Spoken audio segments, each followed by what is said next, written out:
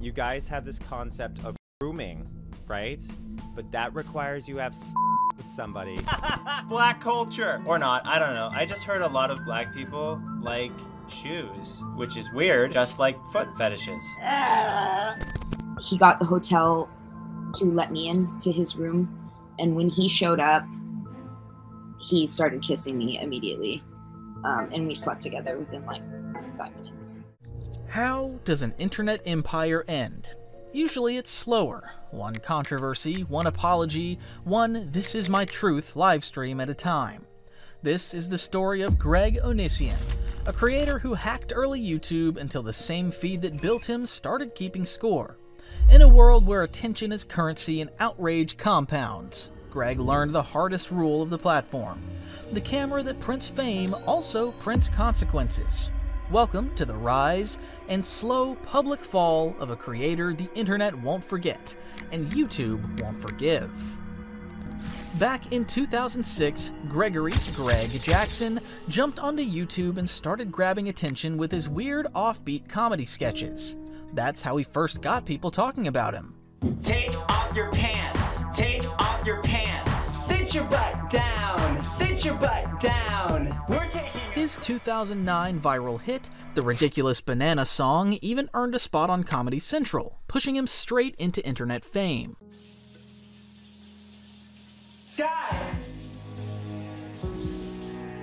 I'm a banana. You're a what? I'm a banana. What happened to your clothes? I'm a banana.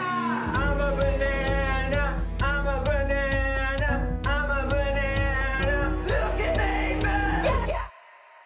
Even in those early days, Greg's videos leaned heavily into controversy. He built a name for himself with strange, over-the-top content meant to shock viewers, such as aggressive rants crafted to draw in views. Hey guys, I am TB Dirt. I'm gonna teach you guys something super cool. Now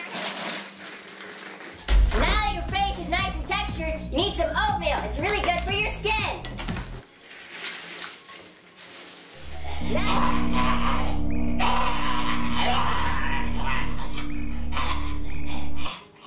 These stunts might have been meant as comedy, but plenty of viewers found them cringy, and they pretty much set the stage for Greg's reputation as one of YouTube's most controversial figures. In one infamous vlog called Me and My Zits, he showed up shirtless, yelling at the camera and flexing like a wannabe bodybuilder, all just to mock the people trashing him. My f***ing body! You see it? This is my vegetarian body! Greg also had this fixation with being a vegetarian, and he pushed it hard. By spring 2009, he was blending rants into his comedy, going from goofy skits to straight-up lectures. One now deleted video, nicknamed Murder Eaters, went after meat eaters with over-the-top hostility. It gave him that militant vegetarian label that critics and reporters kept bringing up in the years that followed.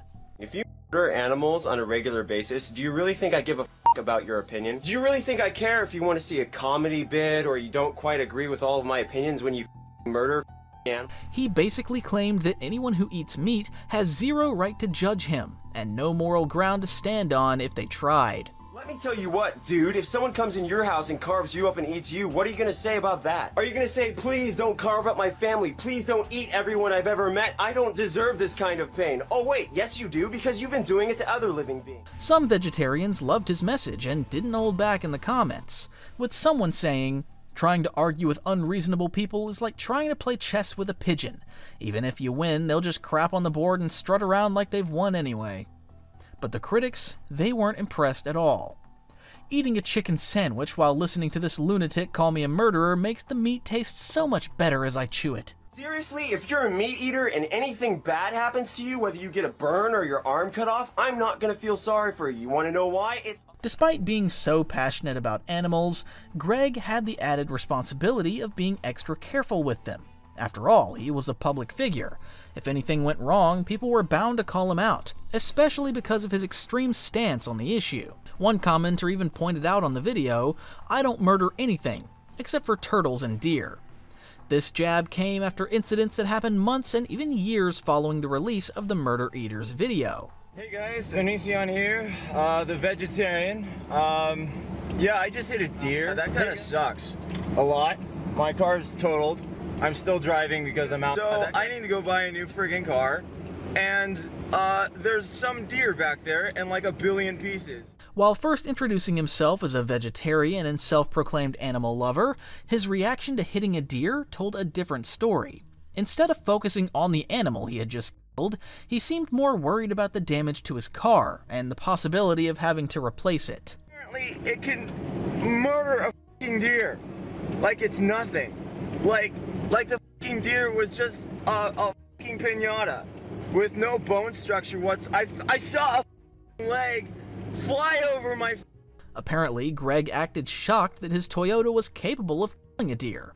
Like, if a car can fatally hit a human, why wouldn't it do the same to an animal? It's common sense, but somehow it seemed to escape him. And then there's the whole turtle situation. Remember that earlier comment about a turtle and a deer? Here's how it started. Greg had a pet turtle named Reptar, and in 2013 he announced its death on Instagram. The photo showed a plastic bin flipped upside down in his yard. The caption read, "I put Reptar in this plastic tub outside so he could enjoy the sun without the dogs bugging him. And I went to check on him a few hours later only to find out he died. He's a desert turtle, so it wasn't the heat, and he had air. We're just bummed out now. Sorry, Reptar." But how could he assume that bin had proper air circulation?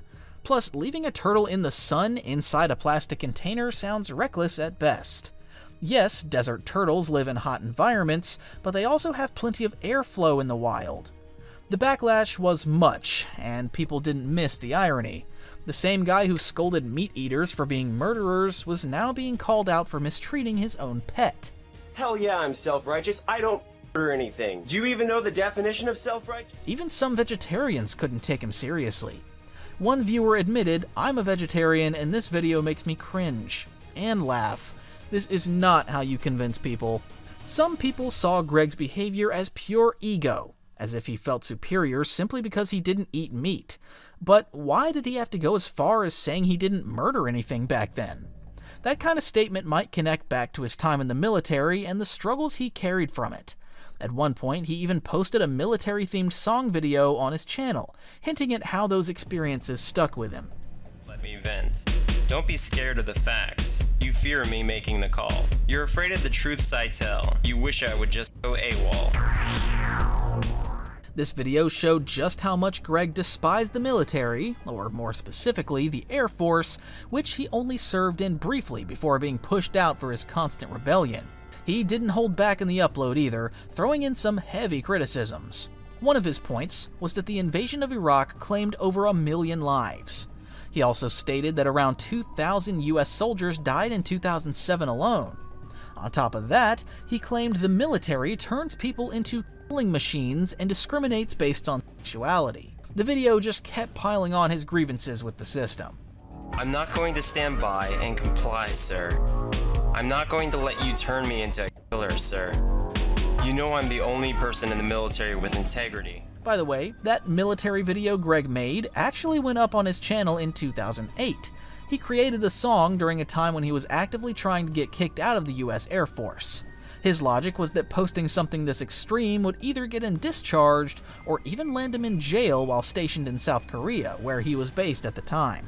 This screenshot is from a music video that I made while I was in the Air Force. In the music video, I shit all over the military. And back then, when he was calling himself a vegetarian still, he claimed the military once asked him to kill a rabbit, and he flat out refused. He's going to have to kill a rabbit, skin that rabbit, and for some reason, as my fellow airmen reported, eat the contents of that rabbit's stomach. I never really thought about it in depth, but as it came closer, I became less willing to do that. The thing is, not everyone has the stomach for the tough reality of serving a country in the defense sector. Protection isn't about standing guard. It sometimes means going on the offensive when under attack, and that's why soldiers are trained in such harsh conditions. They need to be ready for the worst. But Greg seemed to think the Air Force would be all smooth sailing without any real challenges. After hearing his endless complaints, someone asked the obvious question: why the F did Greg even join the military in the first place? Greg's answer? He pinned it on patriotism, saying that was the reason he signed up in the first place. Before I joined the Air Force, I was patriotic to an extremely delusional level. I thought Americans were always the good guys. Greg's complaints got so over the top that he even griped about the Air Force's haircut rules, like keeping your hair trimmed was some huge injustice. I cut my own hair a lot because a lot of people in the Air Force are absolute psychopaths when it comes to your haircut. Someone in the comments nailed it. Hilarious how he complains about haircut regulations when you're in the Air Force. Another person who actually served chimed in too. I was in the Air Force for years. This dude's complaining about the easiest parts of it. Shameful. Well, as we all know, he eventually got kicked out of the Air Force and was free to live however he wanted. After that, Greg threw himself into making online content, using it as a way to escape the tough reality he'd faced outside. But to be honest, someone as chaotic as him was never going to keep things calm for long. Sure enough, not too long after leaving the military, he found himself facing a new storm. A racist allegation. Success is liking yourself, liking what you do, and liking how you do it. I mean, that's true. I love when people are dumb. Here's one of the videos that landed Greg in trouble. I have no idea what he thought he was accomplishing. He pulled a quote from Maya Angelou, the legendary American poet and civil rights activist, and read it on camera. That alone would have been fine, but then he tacked on, "I love it when people are dumb." He didn't say her name, but the implication was right there. You could argue that he was calling the quote dumb, not the woman who said it, but most viewers didn't buy that. Joking at the expense of someone who was respected felt wrong. Even if you give him the benefit of the doubt on the wording, the tone was smug, like he was taking a victory lap for debunking a cultural icon. And if that rubbed people the wrong way, the next clip didn't help at all. Black women, bold, brave, comfortable in their own skin. We get it! Like, imagine me saying that. Proud, white Onisions, bold, brave, comfortable in my own... Clearly I have an insecurity, right? This feels like another attempt by Greg to be funny, taking shots at a well-known line from a black feminist or activist. He's circling back to the same territory as that Maya Angelou quote, indirectly referencing it, nudging at it, trying to look clever. But to what end? What's the actual point here? Let's be generous and call it a coincidence. Fine. But then he follows it up with another pick, a quote from Dr. Yosef Ben Yochanan, the celebrated black historian and writer. At that point, it doesn't feel random anymore. He keeps grabbing revered voices, reducing them to punchline material, and pretending it's just humor. It reads less like commentary and more like provocation for clicks. In chocolate, bronzed in elegance, enameled with grace, toasted with beauty. None of that makes sense. It's not chocolate, it's an epidermis. Again, for reasons only Greg knows, though it's pretty obvious he just wanted to rile up a community, he decided to twist a poem by taking it way too literally. He mocked Dr. Yosef Ben Yochanan's words, saying the historian should have used the word epidermis instead of chocolate, all while putting on his mocking tone. According to a source, the epidermis is the most superficial layer of the skin and provides the first barrier of protection from the invasion of substances into the body. So yeah, but that's missing the entire point. The quote wasn't a science lecture, it was a poetic way of celebrating the skin color of a black woman. Reducing that down to some cold, clinical term just made Greg look ignorant and petty. And of course, he didn't stop there. Next on his list of targets was Shirley Chisholm, the black American politician. Don't make progress by standing on the sidelines, whimpering and complaining. Stop complaining on me complaining. While this one didn't come across as a direct attack on the person behind the quote, the pattern is hard to ignore. Every single figure he chose to mock turned out to be a respected black American. And that says a lot about how he viewed them, or at least how careless he was about the optics. And if you're thinking this was the end of it, you'd be wrong. Greg wasn't finished just yet. Greg decided he'd balance things out by targeting melanated voices outside America. This time he went after Malawian poet Upili Chisala. Dripping melanin and honey. I am black without apology. Can you imagine if I was like, I am dripping with a lack of melanin and my skin is vanilla. I am white without apology. You guys would be like, Crazy enough, some people actually found it funny. One commenter admitted, "I hate that I laughed when it got loud and said, racist?" He was doing this just to stir emotions, because deep down, he had to know that what he was saying would be taken as racist, not clever, especially by the very communities he was mocking. Then, in classic Greg fashion, he tried comparing himself to black people. he pulled a quote from Queen Latifah, the American actress, about how black women can style their hair in so many different ways, and twisted it into another cheap jab. You can see 10 different hairstyles the black women are wearing. Straight curls, short curls, braids. We really run the gamut. I win, because I have way more hairstyles. By the way, I like your do. It's very Lex Luthor of you. Let's set aside for a moment the absurdity of him comparing himself to the entire identity of black women. What really stood out was when he said, "It's very Lex Luthor of you." Now, for context, Lex Luthor is a DC Comics supervillain, best known as Superman's arch-nemesis. So instead of saying he admired Queen Latifah for her beauty, her talent, or even her impact, he claimed he liked her because she reminded him of Lex Luthor. Whether he meant looks or personality, either way it's insulting and inappropriate to pin a male character on a woman. After that, he just kept piling on, aiming at black women on multiple levels, turning what could have been a lighthearted commentary into something that came off as bitter and offensive. Do anything. We've proven that time and time again. First of all, no you can't. None of y'all have made a time machine yet, and if you did, you're selfish because you haven't DM'd me about it. 10 quotes that'll make you proud to be a black woman. Why do you need quotes? It's no point. There's no point. This isn't about how much money you make. It's about the difference you make in people's lives. Me and Michelle Obama, I'm gonna watch her ride my... This guy is seriously messed up in the head. There's no way he sat through editing that video, rewatched everything he said, and still thought, yeah, this is fine to upload. What came out of his mouth next has to be one of the most jaw-dropping, shocking things I've ever heard anyone say on camera. Now your anger because someone's not attracted to you? Yeah, it must be your skin color. Or it could just be you. He actually had the nerve to conclude that Maya, or really any black woman who ever felt unloved, was probably struggling because of her skin color. He doubled down by ending the video with a fake dictionary definition of a black woman. The second point read, "not a female dog or a garden tool." How did Greg think this was okay? And here's the wild part, that wasn't even the last of it. There was more, because of course, with Greg, there's always more. Whenever I say yeah, I'm referring to someone who's non-black because I find that to be hilarious. You know, kind of give other people the hard A. Like I go and look in the mirror and I say, Greg, despite fully knowing the history and weight of the N-word and why it's flat out wrong to throw it around, still felt comfortable saying it. And when people called him out, instead of owning up or apologizing, he tried to defend himself. His excuse? PewDiePie, iDubbbz, and Jeffree Star have all used the N-word. Some used it out of anger, some have used it as a joke. When I say some, I mean PewDiePie and Jeffree Star have used it out of anger. Just because someone else messed up doesn't give you a free pass to do the same thing. But for Greg, that was the whole excuse. Well, Jeffree Star said it, so I can too. That was literally his mentality. And as if dropping the N-word wasn't bad enough, he continued by gaslighting people about it. A negative word is a negative word, okay?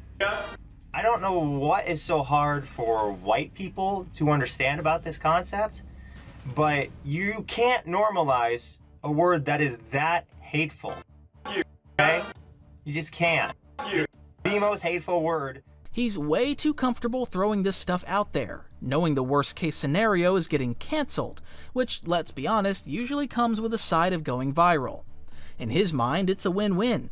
He soaks up the attention and rides the wave of being hated. That's the Greg playbook in a nutshell, and for the most part, he always seems to sound exactly like this. If it wasn't for the white man fighting for you, you'd still be picking cotton in the field. That's what you'd be doing if it wasn't for the white man. I know some of you watching this are thinking, yeah, Greg can be obnoxious and pretty unreasonable, but comparing him to KKK is a stretch. I get it, but hear me out. Listen to this next clip and tell me he doesn't echo the same kind of extreme, hostile energy. Who freed, fought, and died to free the slaves? It was white people. It really doesn't get much worse than this. Sure, Greg was right about one thing. During those times, many white people did stand alongside black people to fight against the oppressive system, and that unity played a part in ending slavery. But using that fact as some twisted moral shield to justify acting racist toward black communities today? That's wrong and delusional. I mean, what do you even make of something as wild and tone-deaf as what Greg said here? This frizzy crap, I frizzy crap because it just comes to mind. I know, it looks like a mess. It looks like when you crumple up paper and you throw it. It doesn't even necessarily wash that. And I know that I'm not attracted to it. So that doesn't smell like dead rats. Unlike probably haven't washed my hair in 4 years girl over here. Another example of that probably doesn't feel good to the touch. It probably isn't fun to maintain. It probably hurts your scalp. Probably isn't washed very much. Just, this is a joke. I don't even know what to say at this point. This is as racist as it gets. He mashed together a bunch of nasty, clumsy lines to describe a black woman's hair, and for some reason, most of his shots at black people seem aimed at women. And when you wonder why he keeps doing it, he actually tries to explain it. He says, "Everybody hates me. What do I have to lose?" Greg even took it a step further, launching into his own so-called investigation about black women's hair. He ranted about why he supposedly hates it so much, and questioned how they could possibly feel proud for having it. The whole thing came off less like an observation and more like an obsession. So let's proceed to talking about black hair, which I love talking about because there's a huge issue with black hair right now. You can't do it. Instead, they do it because it's time consuming. The answer is yes. So it's dirtier by choice. Greg even took it further. He literally did blackface to make a point to his viewers. He knew exactly what he was doing, and he did it anyway. Right now, and I wanted to make a video that really just showed how I feel about a really important issue. Half the people I've been with have been of a different race, and I do have like curiosities and desires for people of a variety of races. It's just the world. I myself am married to someone whose grandma is 100% Mexican, but you know, there's like, it kind of gets annoying sometimes, the Spanish. I like understanding what people are saying to me as well. Those blackface images he used aren't random. They're the same racist caricatures that flooded old media, especially in the 1950s, when the world looked very different from now. You saw them in cartoons, and they also appeared in films. That's the exact playbook he pulled from to make the video he posted. Recycled stereotypes, dressed up as edgy humor, but still offensive. You don't even realize that the reason there are no longer slaves today, specifically of certain skin colors, is because the majority of white people are against that kind of thing. Greg just had to drag skin color into it to crank up the controversy. And when it came to trouble, he didn't limit himself to black people either. Greg took shots at other groups too, including Mexicans and Arabs, proving he was more interested in offending as many people as possible than actually making any kind of meaningful point. Bing bong ching chong, bada bada bing bong. That's not even Asian. It's like dirt language. Someone called him out. Arabic is a dirt language? Wow, a language with a rich history of beautiful literature is just a dirt language. More people need to see these videos. Greg is so much worse than I thought. I'd heard some of this, but these are deep cuts I haven't seen mentioned anywhere else. He literally labeled all the Arabic comments under that post as fighting words, like the quickest way to attack an Arab is to call them terrorists or aggressors. Wild, considering this is the same guy who once raged against the military for invading some of those countries. The hypocrisy writes itself. And I wasn't the only one who felt that way. Someone summed it up perfectly. Dude is such a hypocrite. But the stretched ears make it look like you wish you were born in Africa. I don't understand why anyone envies tribal culture. That's like envying wiping your ass with your hand. We have toilet paper now, we are more civilized. Even when it looked like he was finally going to criticize a white woman, which wouldn't have been a win either, Greg still dragged it back to race. He claimed she was African, and tossed in the tired trope that Africans don't use toilet paper. Then he pointed at her earrings and called them African, clearly referencing those East African tribes known for large gauges and stretched lobes. Highly braided whatever. First of all, pretty sure she doesn't spend 7 hours a day braiding that. Pretty sure she doesn't even necessarily wash that. And I know that I'm not attracted.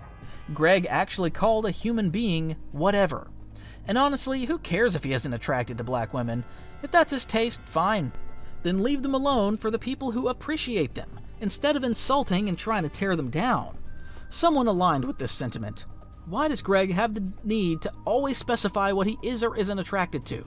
It's weird, it's obsessive, and it says more about him. Even the Chinese were not left out of his attacks. There will always be people out there who get a kick out of this kind of content, and that's exactly why Greg keeps making it. The attention, whether it's from fans laughing along or critics raging in the comments, is the fuel he needs to keep posting this kind of trash. like a Chinese wet dream. Can you imagine how much Wong Yu Jijibon they could eat with this dog? Well, I just made up that dish. Eating dog is a real thing in parts of China, so let's not live in denial. And to cap it all up, he made sure to take a good jab at indigenous natives. All races have the same opportunity to be really, really attractive, except for indigenous people. But comments like these only give Greg more energy to keep going. One person wrote, "This is the funniest thing I've ever seen in my life," while another chimed in with, "This video needs so many more views, right to the point." Positive feedback like that makes him feel validated. I like a lot of people of every race. He didn't exactly come off as someone who likes everyone, no matter how often he said it, and sure, maybe that wasn't his intention, but the racist stereotypes and his disdain for black women made it hard to see it any other way. Does that attitude extend to the rest of his life? Well, his story with Sky is a significant part of it, and has been discussed for years. Why? I'm not starting crap. Anyway, Sky, please hug Greg. There she is behind him. Greg and Sky met as teenagers in the early 2000s while attending the same high school. They started dating around 2003, and the relationship quickly became serious. In 2005, after Greg enlisted in the US Air Force, he proposed to Sky right after boot camp, so she could join him at his first posting.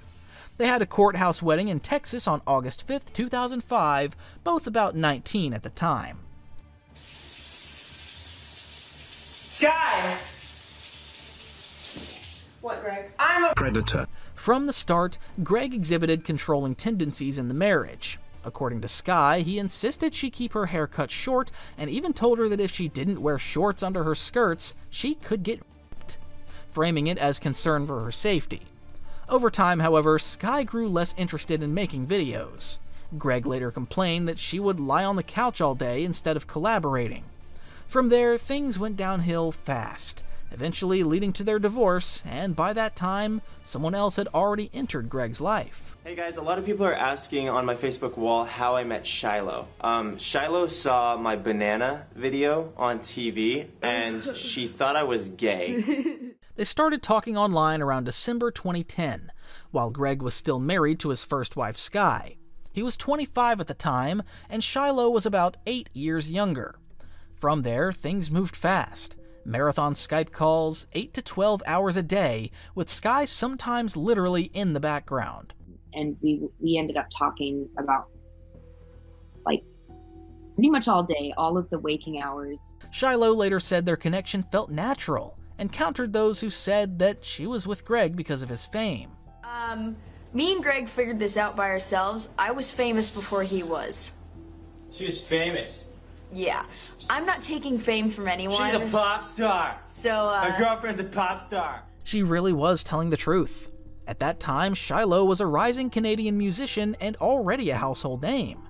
She walked away from all of that, her career, her momentum, her growing recognition, just to be with Onision. On December 22nd, 2010, Greg had Sky sign the divorce papers, ending their 5-year marriage. According to Shiloh, he showed her the signed docs over video chat and right then told her he loved her for the first time. She was 17. He was 25. 2 days later, on December 24th, he went public on YouTube and announced the split. Shiloh, in later interviews, claimed that Greg left Sky for only one reason. He just kind of held up these papers and he was like, "These are divorce papers." And Sky signed them. Divorce papers? Yeah, and I'm divorcing Sky. And then he went on to explain that it was because he had fallen in love with me. Sky was devastated about the whole thing. In a later leaked chat between Sky and someone else, she talked about how the whole thing started. When he initially came to me with the divorce papers, it came out of nowhere. He had been talking to Shiloh off and on, and she would sometimes be on Skype in the background. I thought he was mentoring a kid and giving them advice on editing, so it wasn't troubling at first. Then he got obsessive. He would be on Skype with her for 8+ hours. I started asking questions, and he started dodging and being very dismissive. Almost immediately after his split, Greg moved to escalate the relationship. On December 27th to 28th, 2010, he traveled to meet Shiloh in person. Hey guys, as I'm sure you know, because I'm incredibly famous, and I wanted you to meet my girlfriend, so... I'm Onision, and I like to wear makeup and skating. Shiloh quickly became a frequent fixture in Greg's content. They launched a joint vlogging channel briefly dubbed Draculo, and she appeared in many skits on his main channel. I brought a sword! Yeah! I run like the wind! Even while the fans were cheering them on, the spotlight and Greg's controlling behavior were already wearing Shiloh down. Then came June 2011, the moment everyone remembers. Shiloh's breakdown caught on camera. In the clip, she's in a panic, visibly dissociating. At one point, it even looks seizure-like, and when she comes back around, she doesn't recognize Greg at all.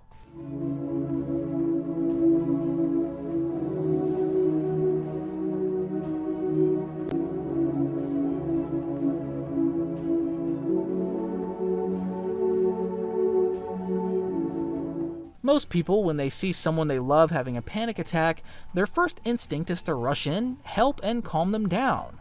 What they don't usually do is grab a camera and start filming. And that's exactly why so many people had a problem with Greg. Instead of comfort, he reached for content.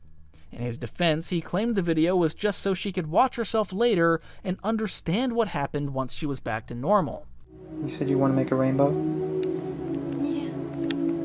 Why aren't you looking at the camera? Turns out this wasn't the first, but the third time something of the sort had happened. She had always had these episodes, and he felt so used to it and comfortable that he thought of taping it this time. Someone made sure to point out the irony of the whole situation. I don't know how to handle this, so I'm going to put it on YouTube and make money off of it instead of calling a doctor. In previous episodes, Shiloh only forgot a couple of days, not years, to the point she couldn't even recognize Greg. You know what my name is? Shiloh?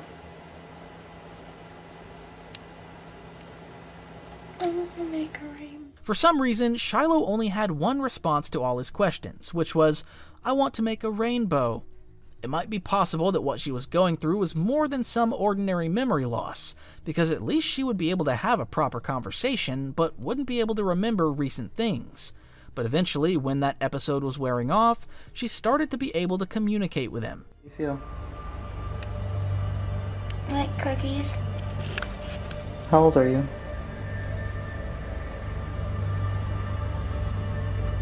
4 fingers. You're 4 years old? Yeah.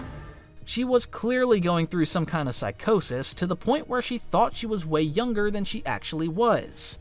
In that kind of situation, the first move should have been to rush her to a hospital, not turn her into YouTube content for clicks and likes. And yet, instead of calling an ambulance, he kept filming. Why? Well, someone had a pretty eye-opening theory. My theory? He didn't call an ambulance because he was afraid signs of abuse would show up and didn't want to go to jail. And the wild part is, he didn't even stop when he noticed she was having mini seizures and shaking. He just kept going. Shiloh? I want to make a rainbow. Shiloh, can you look at me? Please? When someone starts shaking and their eyes roll back, you call an ambulance. Period. Greg seemed totally unconcerned about her well-being. A normal person would have been freaking out if someone close to them was in that kind of state, but he was way too calm for what was happening. This person said, "He's responding like a kid who broke his new toy and doesn't want his mom to find out, not a decent human being who would have called an ambulance."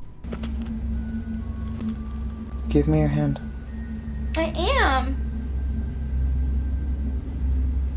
Greg even claimed he was holding back tears at this point in the video and felt so sorry for Shiloh.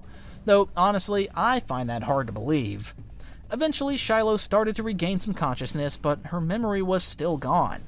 That caused a moment of panic, and she began thinking she'd been kidnapped, since she had no idea where she was or what was happening. You're in my house, okay? Why?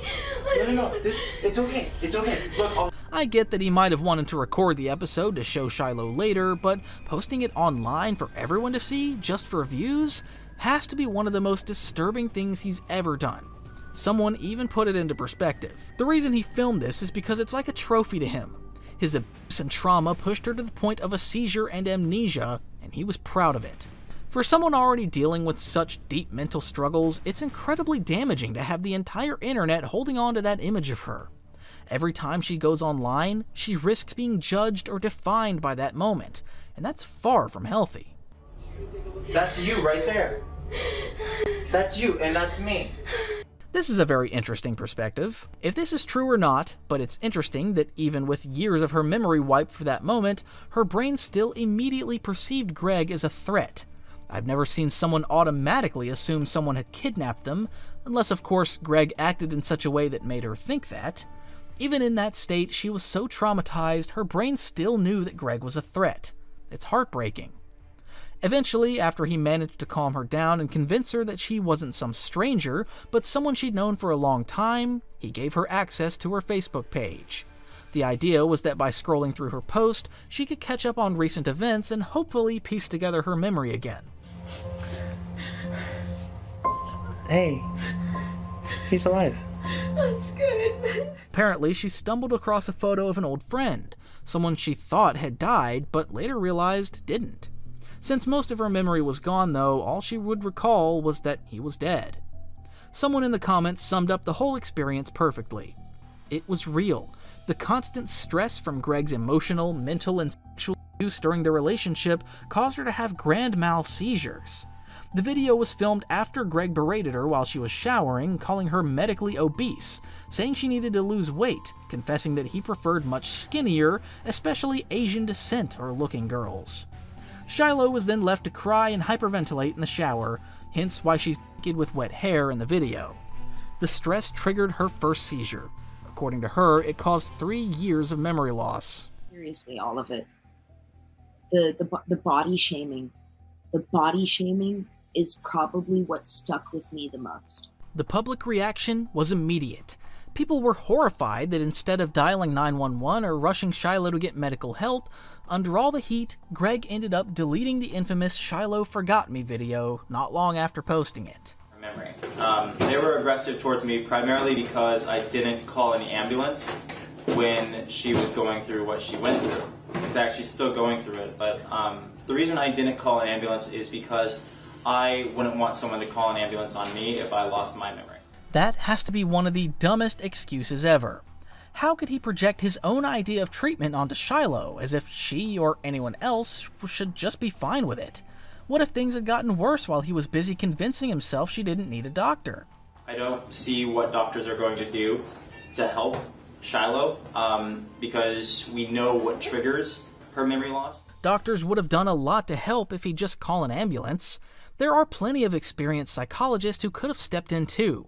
But of course, a psychologist would dig into the root of the trauma, the abuse, whether mental or otherwise. And yes, Greg knows what triggers her episodes. It's a pattern now, and he definitely wouldn't want anyone finding out he had a hand in it. So if we avoid severe stress, I believe that she's going to gradually gain her memory back. So now he's the doctor who knows everything it takes to make her feel better? He's already out here doing the diagnosis and handing out treatment recommendations for Shiloh. And this is supposed to be his response video to the disaster he posted earlier that same day. She's starting to remember bits and pieces, and she herself says that she doesn't want to go to a doctor. Like, she doesn't want tests run on her. She doesn't want to be a lab rat. And that means that I made the right decision in not calling an ambulance. Did you catch all the theatrics in that video? The whole thing felt staged for damage control. Shiloh was shown bustling around in the kitchen as if she were perfectly fine and back in a normal state. Meanwhile, Greg was in front of the camera, rambling about why she supposedly didn't need a doctor for her psychotic episodes. She didn't look in control of anything, more like she had no say at all in what was happening, with Greg calling all the shots.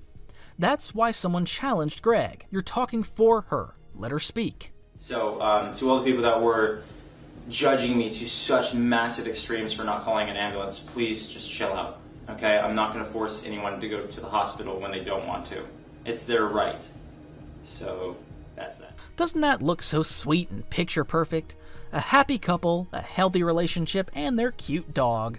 What a wholesome, normal scene, right? That's exactly the illusion Greg was trying to sell. But here's the thing. This response video came just a day after he posted Shiloh's episode, which means she still hadn't fully regained her memory. So at that point, she was likely just going through the motions, doing whatever he told her was fine to do. More like a puppet than a partner. Afterwards, Shiloh stood by it. The incident was real, not an act. She called it a severe PTSD-like dissociative episode brought on by stress. In a later post on her blog, she wrote, "Last night I lost 3 years of my memory. I woke up to a strange man, whom I now know as Greg, thinking I was being hurt or violated. I did not know where I was or who he was. Before Greg showed me proof that I had been with him for this long, and he wasn't here to hurt me. I tried to defend myself against him by picking up a heavy object and threatening to hit him with it. Later that night, I felt close to him, like I had feelings for him. I feel love for him. That's something I remember." According to Shiloh, it took about 7 months after this episode for her memories to fully come back. And to show how chaotic that month was, just a week before the amnesia incident, another controversy hit. A video went up on his channel where he pretends to prank her by shaving off part of her hair while she's asleep. And my girlfriend is currently asleep in that car over there. As you can see. We decided to play a prank on her, and that's what we're about to do. This was a pretty extreme kind of prank. He literally cut Shiloh's hair.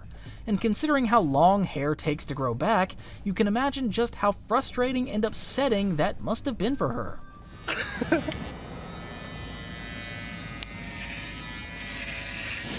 She's gonna be so pissed. Oh my god. Oh no, dude. Oh my god. Ooh. What the f? Oh my god! A few days later, Shiloh posted a video titled "Bald," where she revealed she'd gone ahead and shaved off the rest of her hair. In the video, she just stares silently into the camera with a blank expression, letting the scene speak for itself.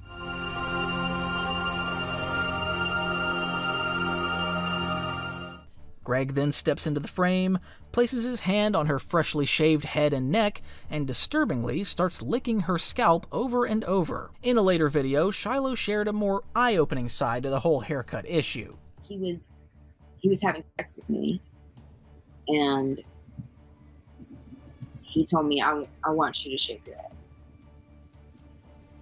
In the middle of this intimate moment. In the middle of sex, yeah. Then Greg took her to the bathroom, shaved her hair off completely, and went right back to being intimate with her in that same place.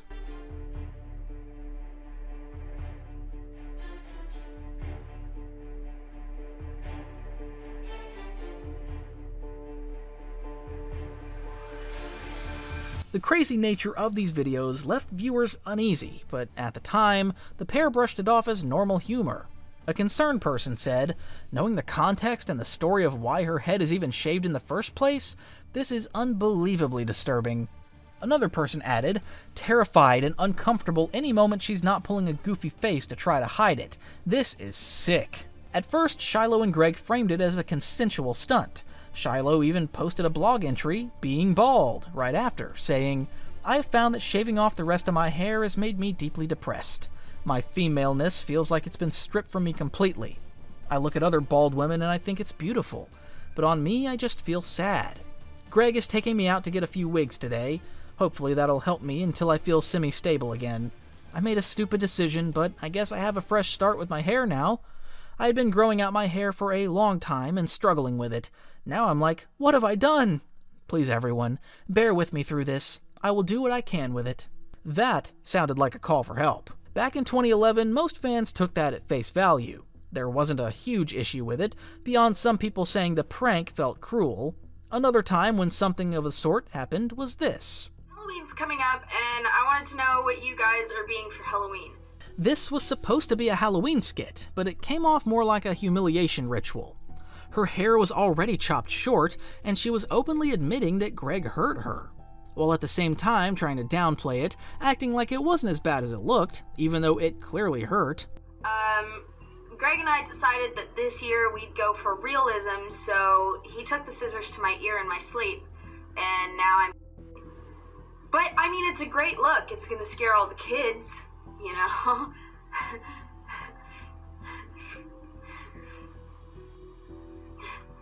It hurts a lot, actually. The whole point of that skit was basically to show that Shiloh wasn't in any position to say no to Greg. She came across like she'd do whatever it took just to please him, no matter what he wanted. Hey, open your mouth. Open your mouth. Open your mouth. No, Greg, I don't want any. No. I don't want any, Greg. Ow! Ow, that would really, really hurt. Greg, I'm Oh, that candy cord hurt. You could tell Greg was hiding behind the whole "it's just a skit" excuse to justify what he was doing to her. The look on Shiloh's face said it all. Her concern felt way more real than acted. She seemed scared to say anything out of line to him, especially with the camera rolling. That candy cord really hurt, Greg. Oh, that candy cord was like a razor blade. The candy cord hurt, Greg. Shiloh stayed fairly bald, or kept her hair very short, for the rest of their time together. She dyed her hair with a bunch of colors and often wore wigs. Looking back, a lot of people pointed out how the head shaving fit a familiar pattern in abusive relationships. Cutting a partner's hair as a way to control or mark them. In early July 2011, soon after the amnesia and head shaving incidents, Shiloh, 18 at the time, and Greg had a major falling out. Shiloh left and went back to Canada, while Greg abruptly fled his home state.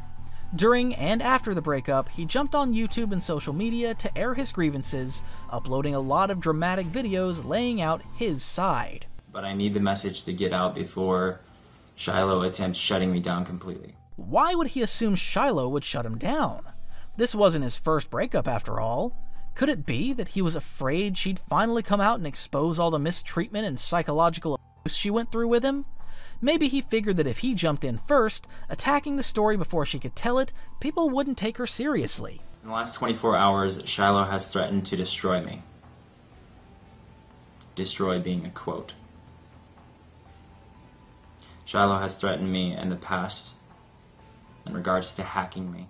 Greg had the platform to tell his side of the story, but isn't it kind of unfair that Shiloh didn't get the same chance to share hers with that level of exposure?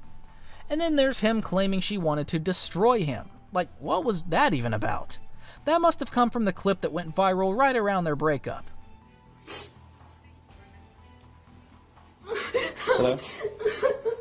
Hi. Get the camera off of me, I swear to God. He has a camera on me! The video showed an unedited sequence of Shiloh melting down at his house. It happened before the Shiloh threatened me video, in the final days of them living together. She's sobbing, screaming, and begging Greg to stop recording her, completely distressed, saying her life is ruined, her music career is destroyed, and she has no support if she leaves.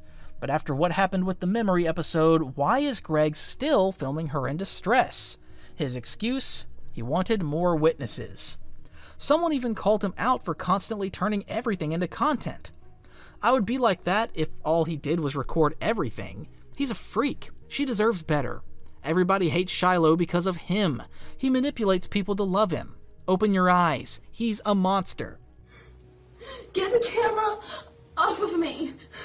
Buddy, the problem is that when I was on the phone with my Aunt Kelly and my mom, you threatened yourself in the background, so that's 2 witnesses. But what pushed her to that point? What could he have said or done to make her even think about taking her own life right there in his presence? It's possible he provoked her into that level of emotional distress and then grabbed the camera to record her, framing her as crazy. That theory makes sense, and it could explain why Shiloh lashed out and said something nasty to him. You know what? No, you're gonna listen to me. You're gonna listen to me because you're never gonna see me again, so once in your life you're going to listen to me. Okay? Look at me. Look at me, Greg.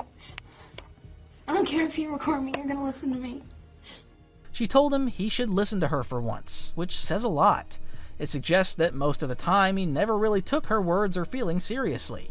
Or maybe she even held back from speaking up at all, knowing the kind of judgment she'd get from him if she did. I'm going to seriously tell everybody what you've done to me. Well, there you have it. If she really was about to expose everything, that alone could explain why Greg rushed to flood YouTube with videos, trying to control the narrative before she could. But maybe it was what she said next that truly shook him, scaring him enough to panic and do what he did. I haven't done anything to you. I'm gonna destroy you. I haven't done anything to you.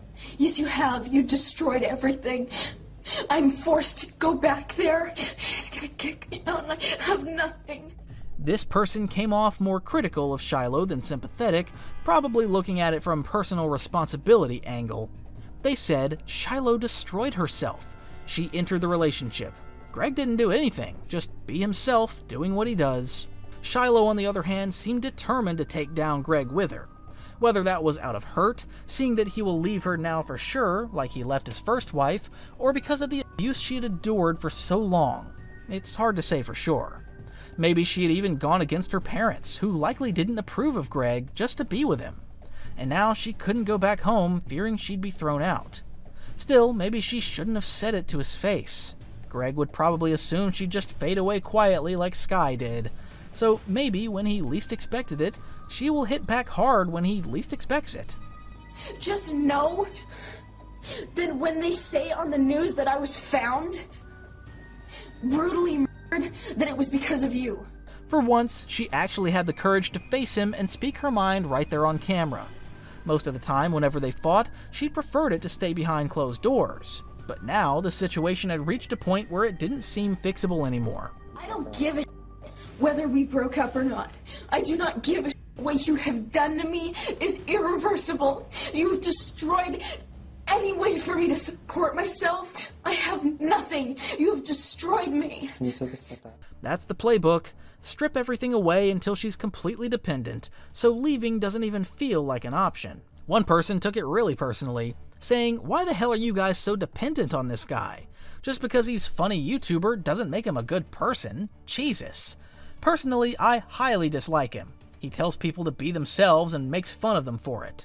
At that point, Greg had already broken up with her, and Shiloh was struggling to move on because she had nothing and no one else to fall back on. She'd poured everything into his online world, and now she was left with nothing in return. I got to do, sir. You called. I called my sister and she told me to just leave, to just move away. I mean, this is a good idea. Yeah. This is just heartbreaking, and most people who watched the video felt the same way. As one person put it, this was difficult to watch. Anyone who sides with Greg in this obviously does not have any idea how an abusive relationship works, and what it can turn the abused into. From what it seems, Shiloh didn't want to leave after he broke up with her, and because she had threatened to take her own life, Greg called the cops on her before he even started recording the video. When the police showed up, he told them he'd be moving to LA to keep working. At least that way, he'd be away from Shiloh since she refused to leave. I mean, she refuses to leave, so I don't know. Well, the only way you can get her out is with an eviction or a court order. Yeah, It's honestly a little cruel when you think about it. Greg wanted her out of the house, fully knowing she had nowhere else to go. She didn't have a job outside of helping him with his online work, so there was nothing for her to fall back on. The least he could have done was help her get a place to start over, but of course, breakups can be bitter, and Greg was in that phase where he didn't care what happened to her once she was out of his life and no longer useful to him. Eventually, when the police showed up that day, they took Shiloh to a crisis center or hospital, not jail or a long-term psychiatric ward. Despite all the chaos that went down in July, Greg and Shiloh just couldn't stay apart. By the second half of 2011, they were back together again. To mark her return, they even dropped a video titled Shiloh's Back, basically a big debut announcing she was back in the picture. Last few weeks have been kind of crazy, but I actually have some pretty exciting news to announce to all of you. Maybe not all of you are going to like it necessarily, but...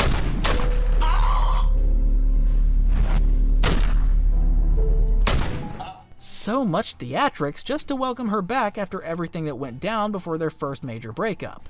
The most surprising part is Shiloh actually went back to him after all he had done to her. You can see that sentiment in what this person said. When this video was uploaded, Shiloh had so much hate.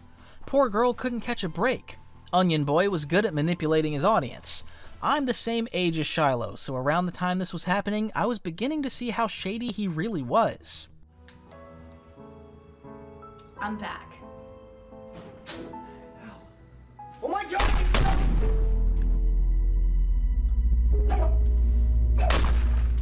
And just when people thought that was the end of it, Shiloh suddenly raised her hand and showed something that left everyone watching the video annoyed. Oh yeah, one more thing. It's like that.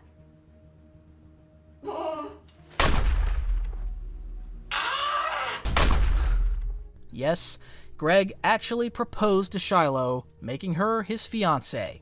The exact timing of the proposal isn't clear, but it likely happened either as part of their makeup or when they found out Shiloh was pregnant.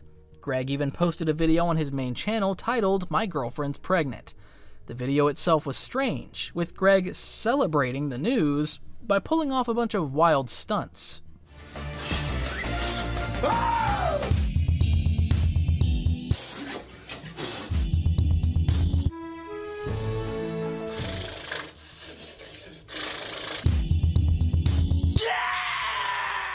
After the big announcement, Shiloh and Greg started openly sharing their journey.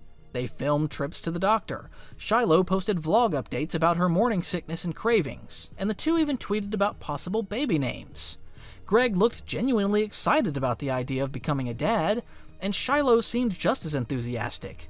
Until this video was posted on his channel. Pregnant a little while ago, and since then we've been going to a doula, which is someone who handles, you know, kind of like at-home births, but it's not really at home. Greg started rambling strangely about natural versus unnatural births, insisting that C-section should only be done in rare cases. But during a checkup to hear the baby's heartbeat, nothing was detected. Or at least that's what Greg said. An ultrasound revealed the fetus was only the size of about 5 to 6 weeks, even though by dates, Shiloh should have been 12 weeks along.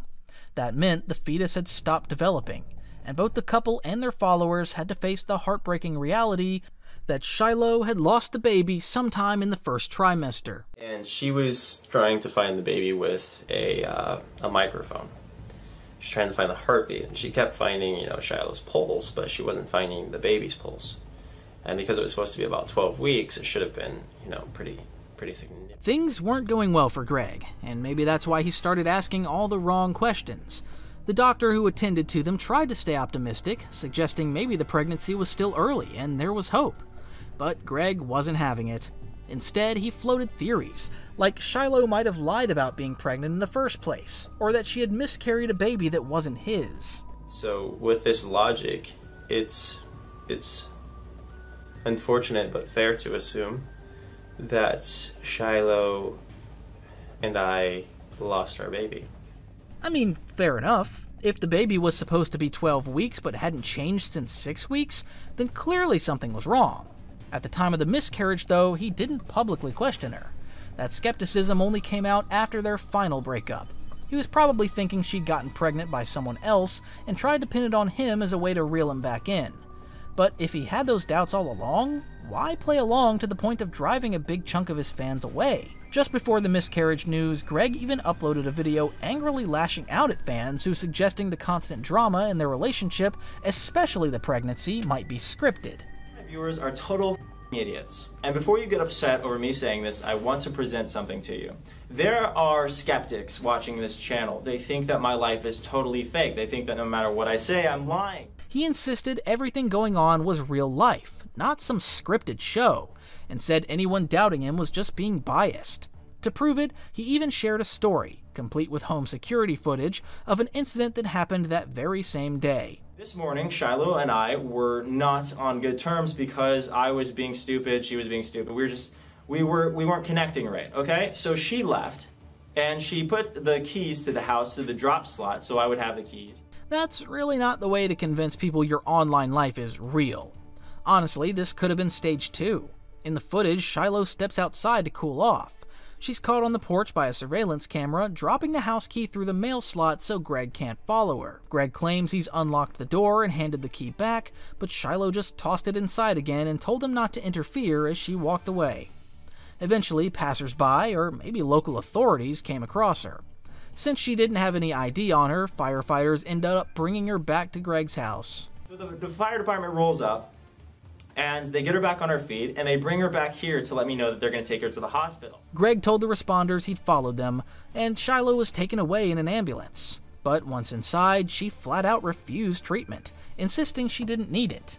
Things got so tense that the ambulance crew actually came back to the house to urge Greg to talk to her, since she was resisting their care. Shiloh out in the ambulance, and Shiloh refuses medical treatment. As I have said, she always refuses medical treatment when she feels she doesn't need it. Greg claimed he shared these personal dramas so viewers could learn from his experiences, not because it was entertaining. The irony, of course, is that he was filming and posting deeply personal conflicts for the whole world to see. Unsurprisingly, the video didn't change critics' minds. If anything, it convinced them even more that Greg would record literally anything. It also showed just how often emergency services were being dragged into their chaos. Police interventions, ambulance calls, and everything else, all within the span of 6 months. Because this is real life that you're watching. This isn't some reality show. This is real life. There is no director, it's just me and Shiloh. In this video, Shiloh shows up briefly at the end, thanking the responders. Greg notes that one of the female officers was moved to tears after seeing Shiloh passed out, thinking she was dead.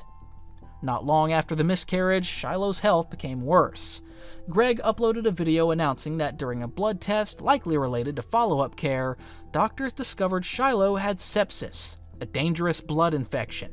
He said he'd be taking a break from making videos for a few days and that Shiloh would be going back to Canada for treatment. Hey guys, for the next few days there's not going to be any Onision uploads, which is very abnormal because I've kept to my schedule for years now. However, this announcement was met with immediate skepticism. Viewers who had been following the drama felt something was off. Shiloh, who appeared briefly, didn't look anywhere near deathly ill. And given the couple's long string of boy who cried wolf moments, many accused them of exaggerating or lying for sympathy. One person pointed out the obvious. If it's sepsis, that's a legit emergency. Why didn't you take her to your local ER? They don't charge you upon admission, you know. Not like you have to pay up front. You should not be flying or traveling anywhere with an active blood infection that can kill you. So it got to her blood urinary infection, and now we have to rush her to the hospital in Canada, which she'll be on a plane very soon. Indeed, the very day he posted the video, Greg's channel reportedly lost hundreds of subscribers. Watching Shiloh cuddling around him in that clip only made it more uncomfortable for viewers. Under the pressure, Greg quickly backtracked. Within 2 days, he deleted the sepsis video from his main channel. He then re-uploaded it to his archive channel with a disclaimer that read, "I made the mistake of believing a lie. The following appears to be that lie, and for that, I am sorry." This came across as a very public insinuation that Shiloh had either faked or misunderstood her medical condition. Naturally, she was upset at being called a liar. To defend herself, she posted a Facebook album with about 40 photos from a hospital stay, hoping to prove she really had been hospitalized and treated. But even that wasn't enough to fully convince critics. Greg ended the re-uploaded video. Okay. Someone even questioned Greg's maturity. Bro, why would you even announce this? Little 12-year-olds didn't need to know this, and didn't know what miscarriage or sepsis was. What likely happened, as later clarified, was just a medical misunderstanding. Shiloh thought she had sepsis because of the way a clinician communicated her lab results. Over a year later, she explained that after the miscarriage was discovered, Greg refused to let her get a surgical procedure in the US, possibly because of the cost, since they didn't have insurance. Think one moment to take you to the emergency room or to the hospital instead of making a video? No, he straight up told me he wasn't going to pay for the health care. He wasn't going to pay for the health care? No. Instead, Greg put her on a plane to Canada so the Canadian healthcare system could deal with it. And because he felt betrayed by the whole miscommunication, if that's even what it was, he basically tried to push her out of his life so he could focus on rebuilding trust with his fans. When I got back to Canada, 3 days after I got there, just before I went into the hospital, he broke up with me. She had become bad PR for his brand, and by then he wanted nothing to do with her. Once Shiloh got back to Canada, things got even worse. Some fetal tissue was still inside her, and she developed an infection, essentially going septic from the retained miscarriage. She later explained that she ended up delivering part of the deceased fetus at home before needing surgery to remove the rest, during which she really did suffer a serious infection. I Googled sepsis. Or I Googled septic infections, or I can't remember what I Googled, but it came up as sepsis for me. So Greg released a video called Shiloh Has Sepsis. She believes it was all just a miscommunication, a phone call about her lab results that made her think she had full-blown sepsis. She passed that on to Greg, who took it at face value. When it turned out not to be as serious, Greg felt embarrassed and betrayed in front of his audience. Think one moment to take you to the emergency room or to the hospital instead of making a video? No, he straight up told me he wasn't going to pay for the health care. He wasn't going to pay for the health care? No. Right after breaking up with Shiloh, Greg packaged it all into a video titled Goodbye Video for Shiloh.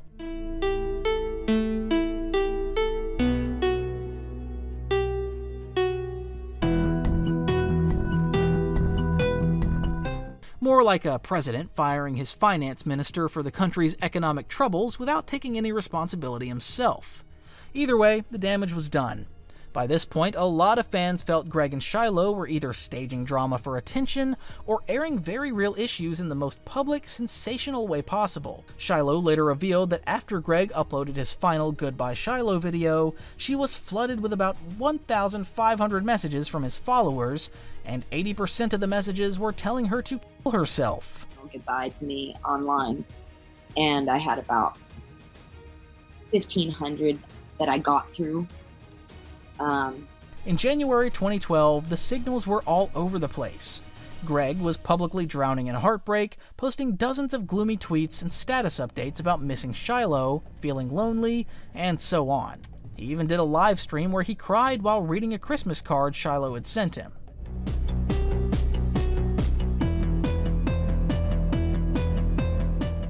At times, he hinted that she might come back, announcing she was moving back in, then deleting the post and leaving everyone confused. Even Shiloh admitted that he wanted her back. Long time, but as soon as he found out that I was with somebody else, he did all sorts of stuff. He would call me multiple times a day just to play his videos, the audio of his videos over the phone. Shiloh, for her part, sometimes acted like it was really over, but other times she interacted warmly with Greg online, giving fans hope that a reunion was still on the table. This back and forth dragged on for weeks. Even if she wanted to return right away, she couldn't. Her passport had gone missing. Later, Shiloh discovered that her mom had actually hidden it to stop her from going back to Greg. That parental intervention probably saved her from falling right back into the cycle. By the time she finally got a new passport, enough time had passed for her to see things more clearly. New developments had unfolded, and she had already met someone else. My mom took my passport. Physically took it away from you. She took it out of my bag, and I swear to gosh, I still remember looking in her eyes and going, do you know where my passport is? And she just, no, sweetie. Greg even turned the breakup into music, uploading a song titled Her Lies. In both the track and its description, he laid out a laundry list of grievances against Shiloh, basically recapping all the lies he believed she had told him. It hurts. I loved you. I needed you. But you betrayed me. The song even takes shots at personal moments, like accusing Shiloh of lying about a car accident she was involved in. Who did I fall in love with? Was it really you? How can anyone know who you really are? You lied about the accident in your car, the physical force. Why did I stay? I'm just another fool, of course. Every night I'd lay in bed and wonder why you couldn't just be honest and thought you had to lie. Lie until I finally refused you and said my last goodbye. First an alter ego, losing 3 years or so, the metal plate in your head, and what about the rainbow? You lied about our baby and medical conditions. You're always running your mouth, but can you even listen? The truth. It hurts. I loved you. I needed you, but you betrayed me. You broke us. I kept trying, but you wouldn't stop lying. But you wouldn't stop lying.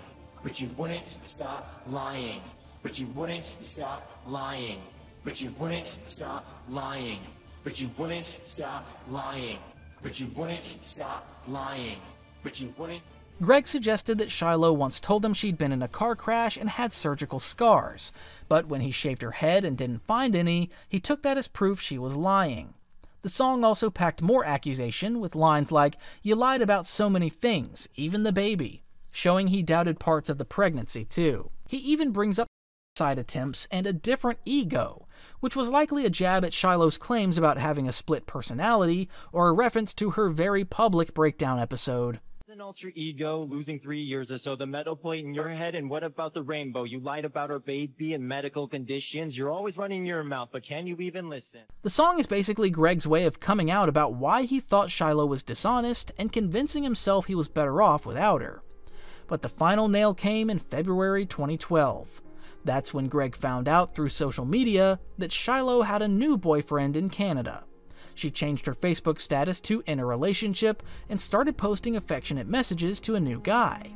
This apparently happened before she and Greg had formally ended things officially. Greg was blindsided and felt deeply betrayed.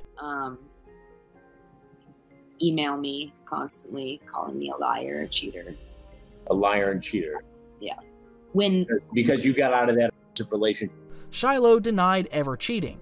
Still, some fans who'd been closely watching her online activity believed she was overlapping relationships.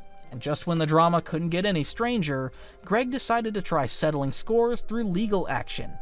In mid-February 2012, he actually approached the producers of the TV show Judge Judy to sue Shiloh in small claims court.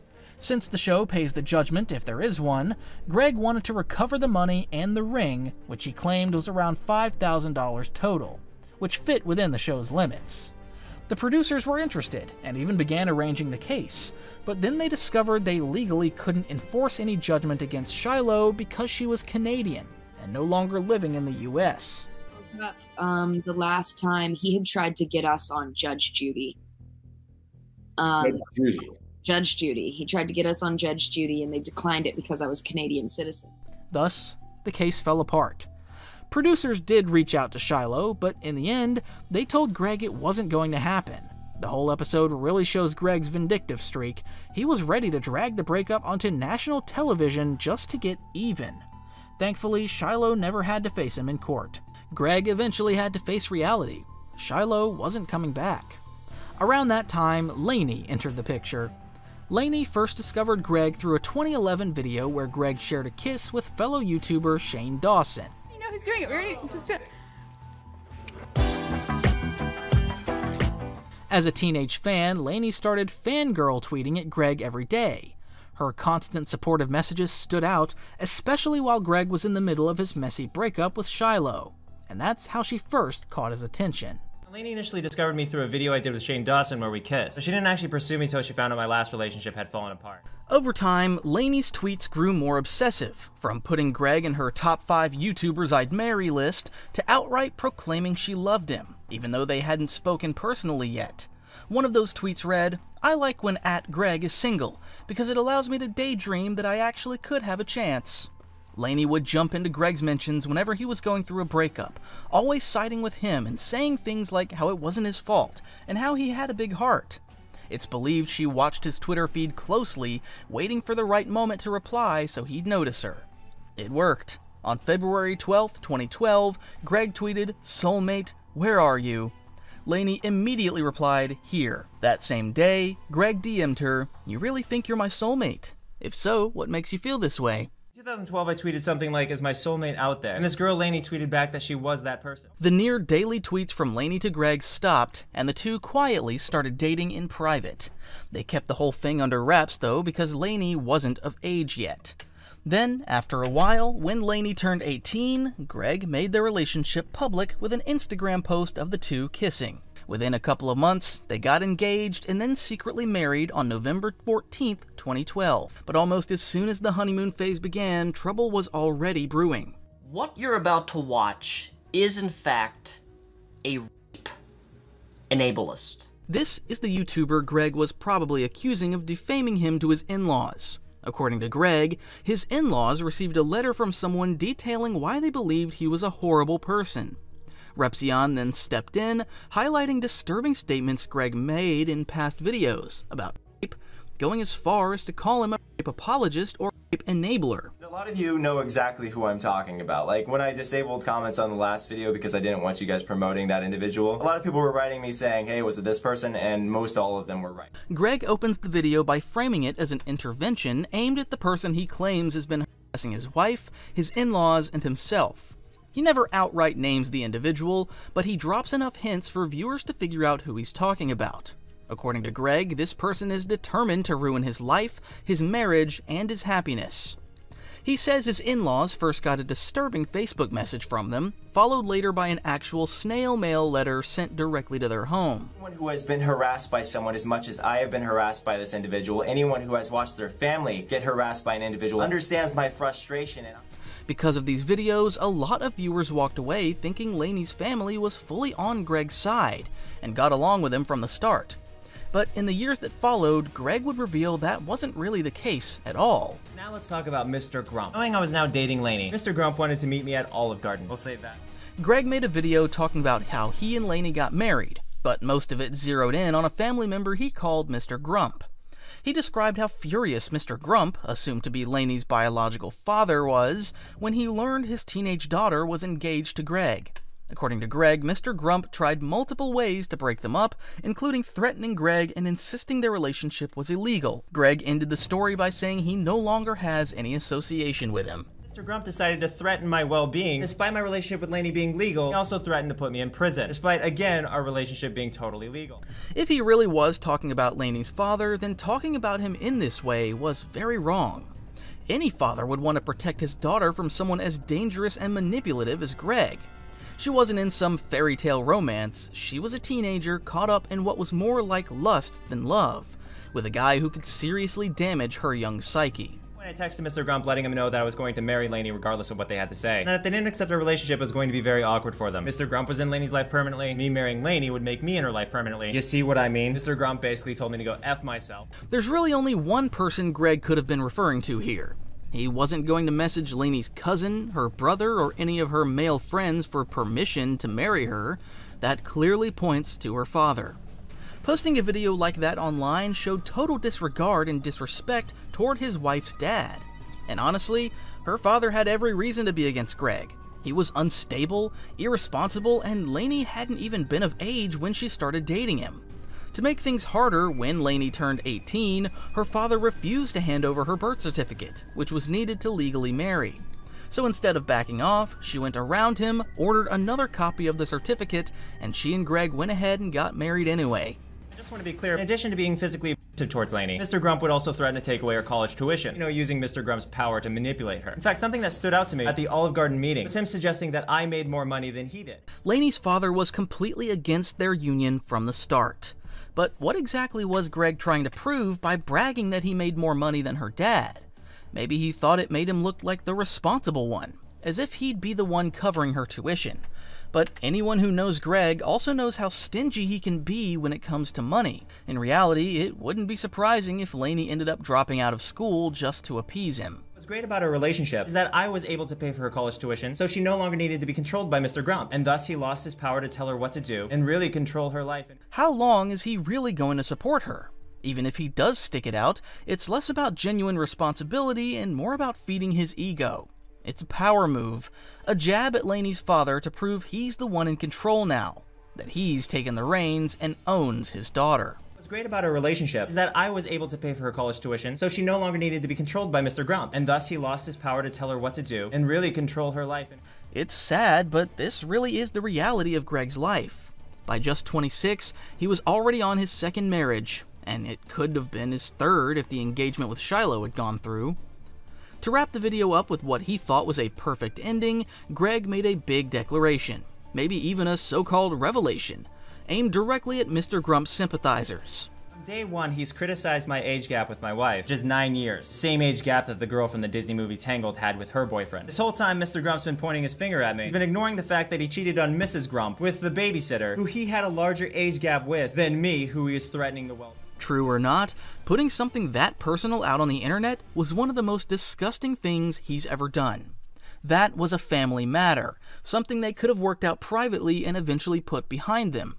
Instead, he blasted it online, turning it into the business of millions of strangers. Anyway, I don't talk to Mr. Grump anymore because he said that he was going to steal away our child as what he called a joke. What Greg shared about Lainey's father widened rifts with even more of his in-laws.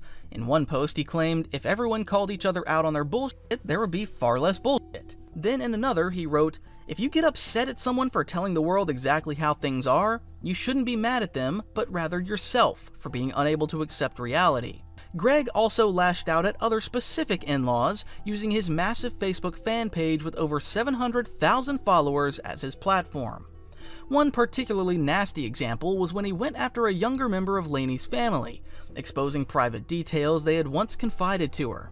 He posted, "Hey in-law, sorry you miss your ex because his penis is bigger than your current boyfriend's. It's sad to know you're shallow, generally an awful person who judges their boyfriend based on superficial shit, and that you have no real understanding of love. I would have kept this private, but I'm tired of hearing story after story about how consistently stupid, materialistic, and horrible you are to people on a regular basis. Maybe this will be a wake-up call for you to get your shit together and try being a decent human being for once in your life. Also, bad idea telling us you did ecstasy and other illegal drugs. Now your parents finally know and can do a better job saving you from yourself. After repeatedly bombarding his in-laws like this, he eventually took some of the posts down, but only after Lainey pushed him to. After all the speculation about Lainey's sexuality, on July 1st, 2015, she finally came out publicly as bisexual. Greg gave Kai the green light to date women and explore her sexuality, going so far as to help reach out to potential girlfriends on Twitter. Some time ago, my wife made a video about how she is bisexual. Later on, she made it clear she'd be interested in adding a third person to our relationship. This was the beginning of something serious, the kind that would eventually wreck Greg's entire career. Lainey met her first partner, Billie, on Twitter. This is how she first reached out. "Billie, so can you please date me and also teach me how to do my eyebrows?" At the time, Billie was 18, Lainey was 21, and Greg was 30. They started dating, and at first everything seemed fine, until it very much wasn't. As of late, there's been a lot of drama on Twitter. A lot of the drama generated by my wife's social media account. Many of the things she said were very dramatic, and have caused both myself and another person to experience significant discomfort. Greg later claimed that one night, he, Kai, and Billie had a threesome, but Kai stopped it once things got to third base. The next day, Greg texted Kai saying he was still aroused and asked if he could cuddle with Billie. According to Greg, this upset Kai so much that she wanted to leave the house. Myself and this other person wound up hanging out a lot with each other. My wife knew that we were hanging out a lot, and that made her unhappy. She started feeling like the other person was just here for me, and began developing theories that she was completely unwanted, which was just untrue. Kai ended up leaving the house, annoyed that something was clearly going on between Greg and Billie. Instead of trying to figure out how to bring Kai back, Greg only made things worse. He gave Billie a body massage that included her chest and butt. His excuse is that his mom was a masseuse and once gave him a full body massage with lotion, avoiding only his genitals. After the message, they each took separate showers, then cuddled up while watching movies. Greg says they eventually fell asleep in Kai's bed, insisting they didn't have sex. Those things must be okay to do with this third person. I was super duper wrong. I told my wife about the full body massage and the cuddling, thinking it would all be chill considering the fact we almost had a threesome not too long prior, and as a result, she wound up leaving me. After Kai broke up with him, sometime during their separation, Greg signed an agreement to give Kai a monthly sum of money and exclusive custody of their son. He even arranged for someone to help Kai around the house 5 days a week. But instead of focusing on fixing things, Greg moved on quickly. After Kai left, he asked Billie out. He admits that just hours after he and Kai had officially separated, he asked Billie for a kiss. She responded that it's not the right time. Greg later said this was because he was emotionally vulnerable. She clearly did not want to take advantage of me at my low point. Shortly after that, I said thank you for not kissing me, because I was in fact super emotionally messed up, and it just proved that she wasn't trying to be a homewrecker like a lot of people think she is. After that, Billie left, and Greg tried patching things up with Kai, which surprisingly worked. About 6 months after their last separation, Kai started communicating with Billie again, even though Greg hadn't spoken to her since the day he dropped her off at the airport. After this 6-month break and reunion, Kai wanted to bring Billie back into their lives, even though everyone around her, Greg included, said it was a really bad idea. But I wound up agreeing to her coming back because I really liked hanging out, playing video games, etc. with that person. So the third person came back, and we all wound up making love to each other a lot. It was pretty insanely awesome. At the time, a lot of people doubted Billie would actually come back, especially since Greg and Kai had only just gotten back together. But then Greg posted a picture of Kai on his Instagram, and for many who were already suspicious, it basically confirmed Billie's return. The very next day, Greg dropped a random text rant in one of his videos, bragging that he'd had multiple amazing threesomes with 2 awesome individuals and daring the internet to shame them. He posted, "Fact is, I've been part of multiple threesomes with 2 individuals, and they were all amazing experiences. The internet can try to shame us for that, but it doesn't change how awesome the people involved are, nor does it change how awesome the experiences have been." This kicked off a cycle where almost every time Billie visited, Kai would end up breaking up with her, or getting into fights with her, and sometimes Greg too. Kai often vented about these arguments on Twitter, and in one instance even exposed that Greg had flat out told her he didn't want to be married anymore. She posted, "How am I jumping to a conclusion when he literally told me he doesn't want to be married to me?" We've basically given up. But why did my wife and I split up? Because for like the 10th time, she decided to go on Twitter and trash both myself and the third person. Only this time it was a lot more specific and a lot more malicious. Even after all that, Lainey got back together with Onision. Soon after, Billie and her best friend Ayala came to visit both of them. Around the same time, Kai's online friend Sarah also moved in. All three girls started appearing in Greg's videos and showing up across both Greg and Kai's social media. Hey. Today on Bro, we're actually going to do gaming, which was originally... By November 3rd, things were already looking shaky. Viewers noticed that Kai had unfollowed Billie on Twitter and even deleted their Halloween couple photos. Over the next few days, speculation grew that Greg was cranking out gaming videos with everyone except Kai. He filled his feed with happy pictures of himself and the girls, but the only photo of Kai he posted showed her looking sad and exhausted. Some fans brushed it off, thinking maybe Kai was just worn out from taking care of the kids.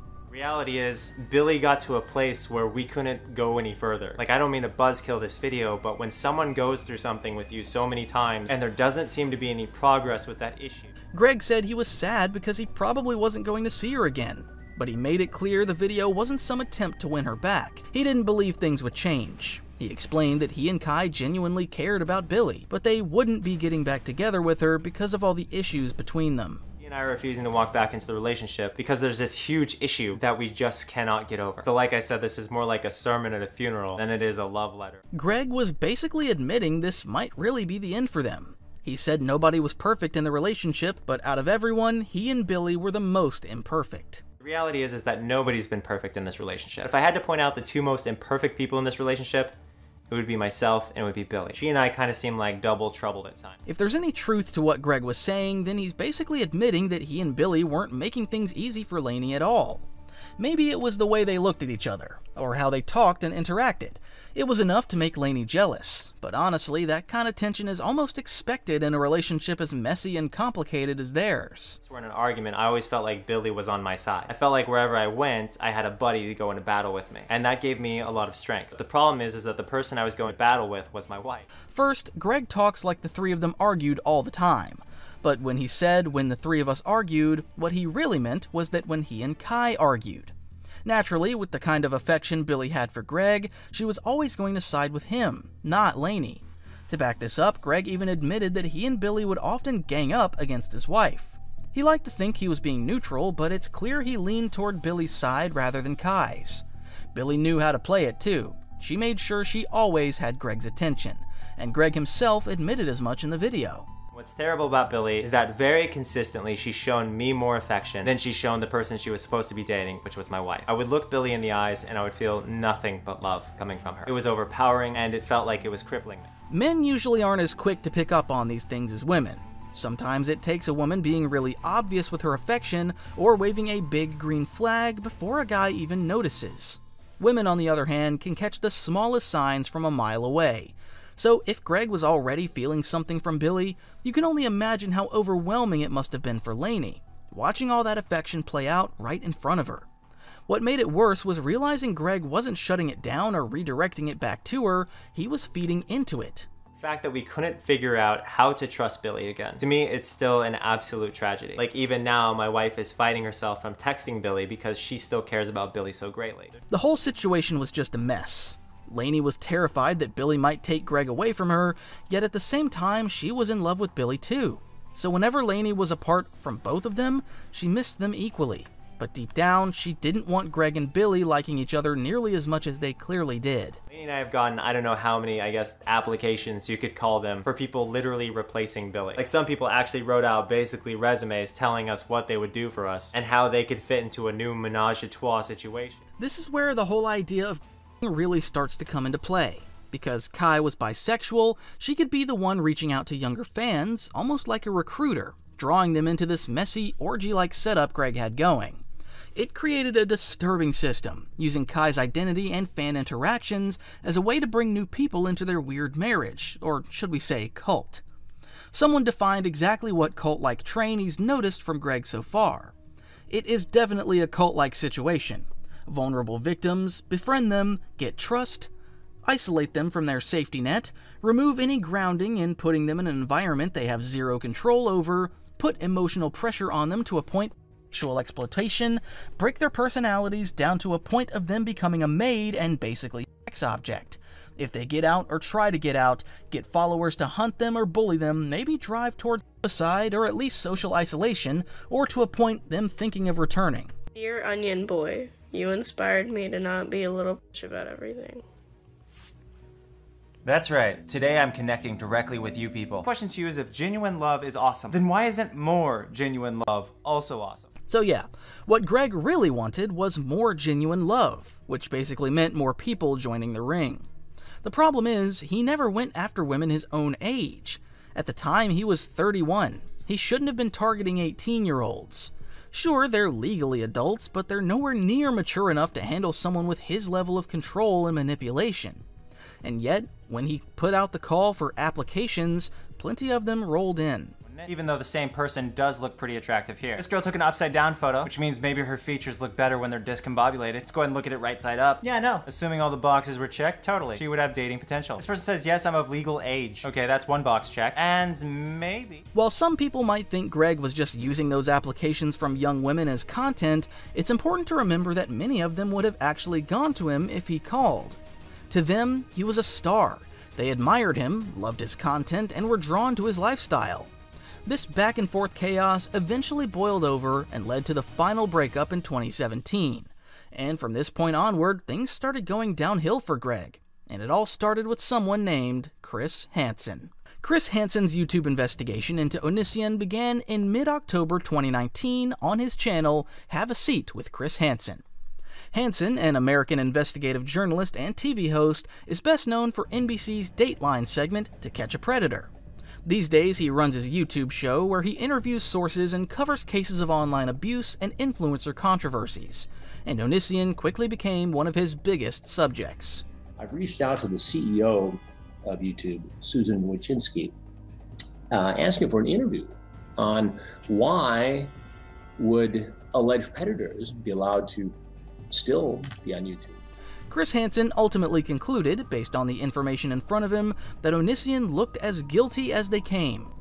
But since there was no final judgment or sentencing at the time, he carefully used the word alleged. It was a way of making clear to viewers that while the evidence and testimony painted a damning picture, legally the case hadn't been decided yet. He invited Shiloh onto his channel and they sat down to go over everything about her relationship with Greg throughout the years. I believe he was 26 or 27 at the time. 26, 27, so he's 10 years older than you, and that's a big 10 years when you're talking about 17 to 26 or 27. Even Shiloh wasn't of age when she and Greg first started dating, which says a lot about the kind of girls Greg was drawn to. Younger girls are easier for him to manipulate and less likely to push back or question him. And Greg knew exactly what he was doing. Being in that kind of relationship was against the law in most US states, and he was fully aware of it. After divorcing his wife Skye for Shiloh, the two planned to meet up in a hotel for the first time. Knowing her age, Greg even told Shiloh that if he came over, they'd both be getting into a lot of trouble. Yeah, he explained to me we could get in a lot of trouble and that he had to check the state laws before he came. Because of your age? Because he knew we were going to sleep together, and we had spoken about that. At the time, Shiloh was staying in a hotel in Pennsylvania. Greg actually checked the state laws and saw that the legal age there was 16. So in his mind, he wasn't breaking any laws by being with her. This person really called Greg out for what he is. Nothing screams predator more than a man who knows the age of consent in every state. He got the hotel to let me in to his room, and when he showed up, he started kissing me immediately, and we slept together within like 5 minutes. Greg's attitude was basically, leave the pleasantries for later, let's just get it going. But there's nothing funny about that. Shiloh admitted she was nervous, but not scared of him, because at that age she was young, impressionable, and completely into Greg. Things seemed to be going fine between the two of them, at least on the surface, until Shiloh's mother realized something was wrong. He recorded everything that he did. He vlogged. He recorded your intimacy? No, that was never at that time.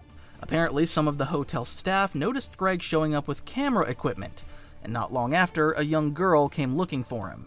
They immediately thought he was some creepy guy making nasty videos with kids, so they called the police. The cops showed up, checked his laptop and phone for anything shady, and found nothing. During all these, Shiloh's mother was informed of what happened, and at the time, Shiloh thought it was her mother that called the cops. Because there was nothing. They made me go home, back to Canada, and they made him go home, back to Seattle. During the interview, Shiloh dropped a wild revelation. Greg had dirty photos of his ex-wife's sister. Even more shocking, he wasn't the least bit scared to tell her why he kept those pictures in the first place. And he had those photos on his computer. I had found them. He confessed to me that this was something that he masturbated to. Obviously, Shiloh wasn't amused at all by this, but Greg brushed it off, comforting her and trying to convince her not to think too much of it. From there, he slowly started pulling her into his world of explicit videos, something they would sit and watch together. I was not okay with this, but he just explained to me that it had nothing to do with me, and it was just something that guys do, you know. A lot of the fantasies from those videos they watched together, Greg ended up practicing on her whenever they were intimate. He was very aggressive, and like, I'm not one to kink shame at all. But at that time and at that age, how hard he was pulling my hair back, I could not breathe. This is exactly the problem with people who get addicted to porn. They start building a false sense of reality around it. They expect their real lives to look like what they see on screen, forgetting it's all staged and exaggerated just to please viewers. As one source put it, porn addiction can lead to the development of unrealistic sexual expectations. Frequent consumption of pornographic material can distort an individual's understanding of sex and intimacy, creating beliefs that real-life sex should mirror the often exaggerated and scripted performances seen in porn. This can lead to dissatisfaction with actual sexual experience and partners. One example of this was when Onision told Shiloh she didn't look like the small-bodied Asian women he was obsessed with in anime porn. First pornography that he ever showed me was an anime character getting He said he wanted to be able to carry Shiloh during intimacy, but at the time Shiloh had more weight on. So he pressured her to lose weight just to fit into this imaginary fantasy of his, when he's supposed to be the one going to the gym to be more fit for the tasks he wants to undertake. And that wasn't me, and that he couldn't pick me up while we were being intimate, so I had to lose weight. On top of that, Shiloh claims that he took her far away from everything and everyone, including her work and family. My phone wasn't my phone anymore. It was the phone that he got me. Me and my mom really weren't allowed to talk on the phone in front of him, or else I'd have to deal with him. Greg basically stripped Shiloh of anything that could have kept her busy or independent. She ended up with little to no income of her own, relying almost entirely on Greg.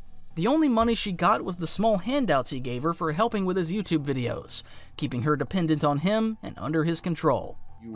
You would tour. You were in concerts with other artists. I was on the radio. You were on the radio. You had record deals. Yeah. Now you're just with Onision. You could see the look on Chris's face as he read the whole thing out. While we want to blame Greg for being the manipulative adult, Shiloh does carry at least a little bit of responsibility too. By then, she was already making a lot of money, and at that point she claimed her mother didn't have much say in what she did or didn't do. She made the choice herself to self-destruct with Greg, even though she wasn't old enough to realize she was destroying her life. When Shiloh's father found out what had happened to his daughter, he was furious. When he came out and said, "Oh, Shiloh's sending the Canadian Mafia after me," no, man, my dad and a couple of his boys really wanted to come down and screw with your life. And say that now that he's not around, Greg would not have been around if I had not stopped that. Apparently, Shiloh's father was connected to the Canadian Mafia, and when he found out what Greg had done to her, he wanted to take matters into his own hands. That might explain why, after the breakup and a couple of videos Greg made about Shiloh, he basically went silent on the topic. He was probably terrified that if he said anything else to anger her father, they'd come after him again. Shiloh even made it clear that her dad was ready to go to jail if that's what it took to bring Greg down. Some people reflected on what Shiloh had said years ago. Shiloh endured such unimaginable abuse, and to be stalked then bullied over merely breaking up with a guy is so unfathomable. I'm glad he's getting everything he deserves and more. And when Chris asked her what made her finally decide to leave Greg, she said this. I didn't have one. It was actually my mom. Remember how we talked about her mother taking away her passport? Greg even sent her money to try to get a new one, but thankfully her mom blocked those efforts. Someone summed up the danger Shiloh was in with a lot of sympathy. People forget she wasn't just used, she was in real danger. He could have caused her to lose her life at multiple points in their involvement. She could have died. I'm so fucking thankful that this amazing, talented, and smart young woman is now in a safer place. That's the kind of extreme sentiment people were expressing when looking back at what she went through. If your mother had not taken you out of this relationship, what would have happened to you? I think I would have committed suicide in his house. That's exactly the pattern. Greg always seemed to push his partners right up against the wall until a breakup happened, whether to make content out of the chaos, to get some twisted thrill from it, or maybe to manipulate them into missing him so he could reel them back in. It was this push and pull cycle of breaking them down, letting them go, and then dangling just enough hope to try to bring them back under his control. Shiloh spent most of her time after leaving Greg focused on healing, and it took years before she felt ready to talk about it openly on social media. As one person put it, "It breaks my heart that it took 10 years for Shiloh's voice to finally be heard. I hate how Greg made her look like the bad person, and his fans bought it." And Shiloh, now clear-headed, said this to Greg. Get help. You're a very, very sociopathic, narcissistic human being. And somewhere, if it's even just a little glimmer that you think that you are wrong, you need to get help. But people like Greg, the way Shiloh just described him, don't really have any interest in repentance, self-reflection, or taking responsibility. His whole persona is built around never seeing things from anyone else's perspective, only focusing on how others supposedly wronged him.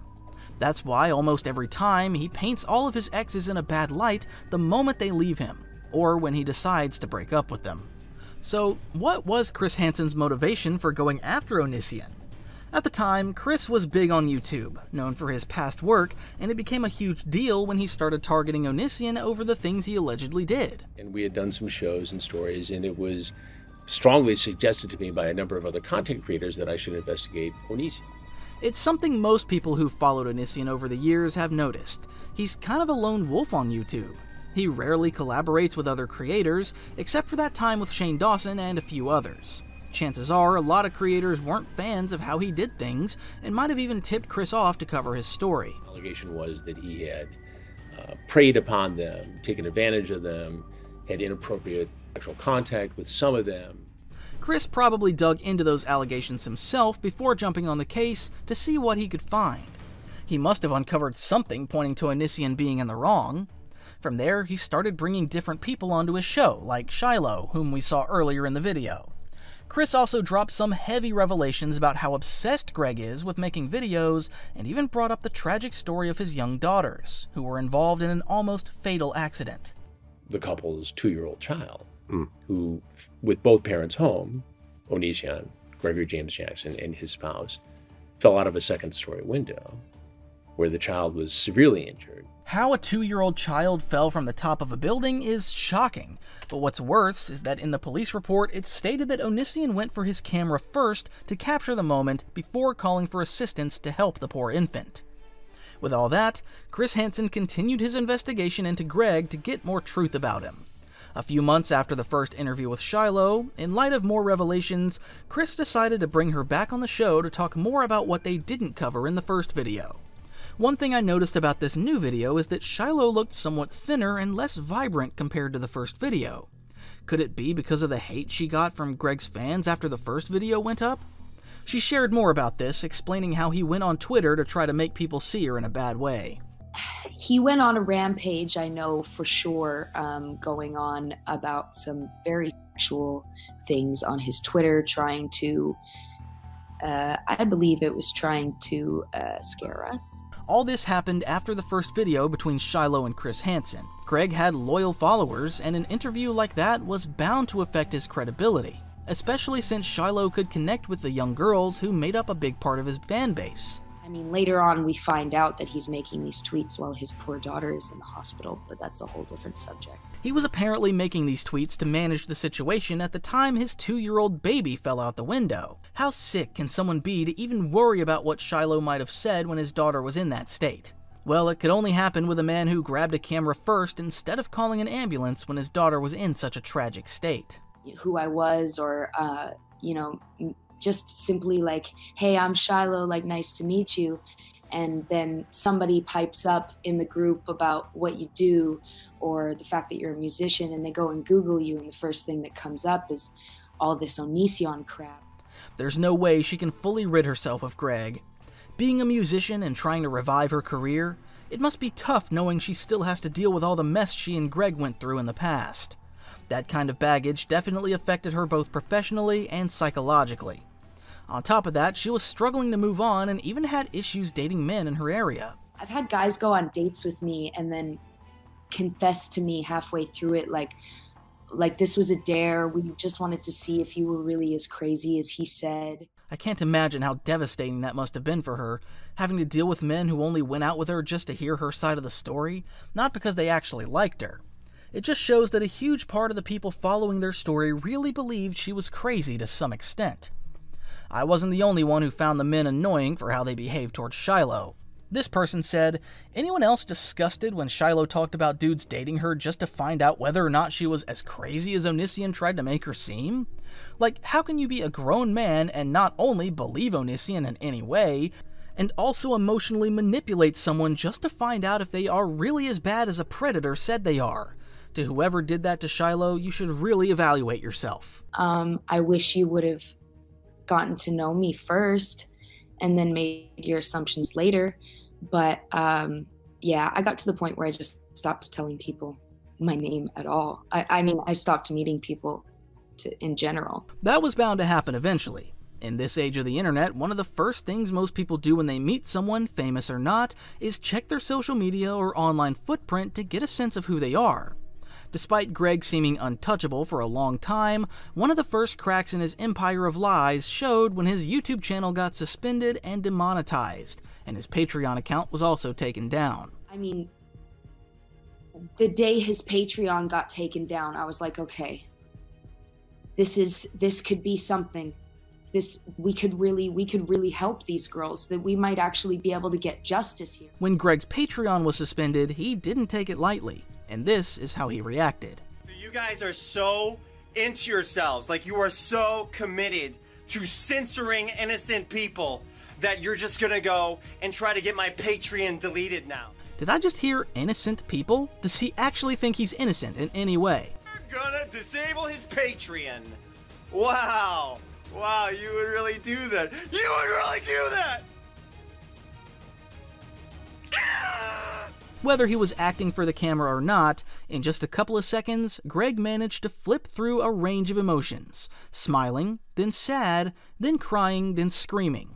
Such a psychotic display. Luckily for Shiloh, over the past decade and even now, she's been seeking help for the mental trauma she went through while being with Greg. This commentator noticed right away. The way she's so careful with what she says, apologizes profusely and spaces out at times are such strong signs of PTSD and serious psychological harm. Thank you for sharing your story. Hope you're taking care of yourself and are happy. I'm currently dealing with an eating disorder. Speaking with a therapist that deals with that is, it's very helpful. The harm Greg causes with his content is really bad, and goes way deeper than we can imagine.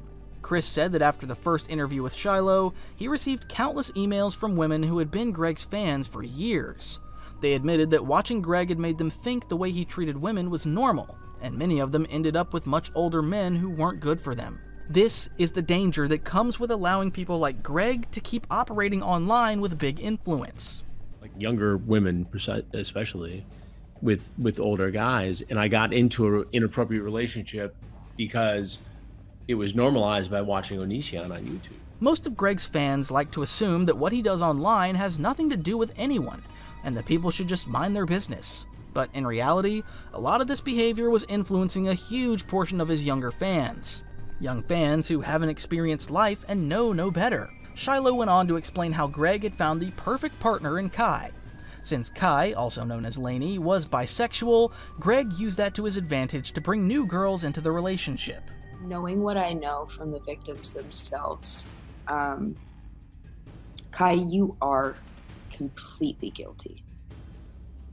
for the exact reason that I said earlier. There's nothing Greg could have done to make me with a minor, send pictures of my body to a minor, talk sexually to a minor. Nothing.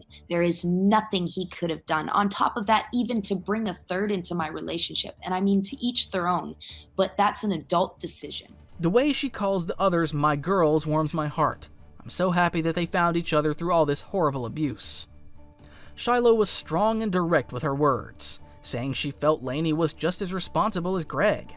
Some even commended her for having the courage to say that and encourage young girls to be more aware of such toxic situations. I love how in this interview, Shiloh doesn't seem like she's talking to a journalist, it's like she's speaking to a good friend. You can really tell that Chris has formed a great bond with these girls. Just like Chris Hansen always does, he tried to get a balanced view of the situation. He had listened to several people, including Shiloh, talk about Greg's shady past. So to be fair, it only made sense to hear Greg's side of the story. With that, Hansen traveled to Onision's home in Washington with a small crew and attorney Mike Morse to request an interview. But instead of meeting Chris to say he wasn't interested, or at least share his side, Greg called the cops. Hi, there's a person who's been stalking me online and they just showed up to my house. Okay, and they're outside now? Yes, they're knocking on my door. Greg made it sound like there was some kind of dangerous stalker who might be a threat to him. But Greg knew exactly who Chris Hansen was, and that he wasn't in any kind of danger. He could have easily just told Chris to leave his property, and Chris would have left without any issue. And the one that's knocking on your door, is he the main one that you said has been stalking you? Yes, he's a stalker. He's yelling things at me through the door right now. Okay, and what do we know his name at all? It's Chris Hansen. Must have been hard to admit that a predator catcher is the one he's calling a stalker. This person commented, the hesitation before he says, it's Chris Hansen. Must be an embarrassing day to admit that he's at your door. Another person also said, I'm being stalked by Chris Hansen is not the type of thing you want to openly admit to people.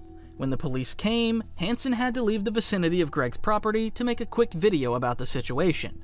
The other thing that stands out to me is that Greg is about as brave in person as you'd expect. The thing about dealing with a predator is you know exactly what a predator is going to do. He had his chance today to talk to me, to explain his side of the story, to defend himself, but he chose not to do it.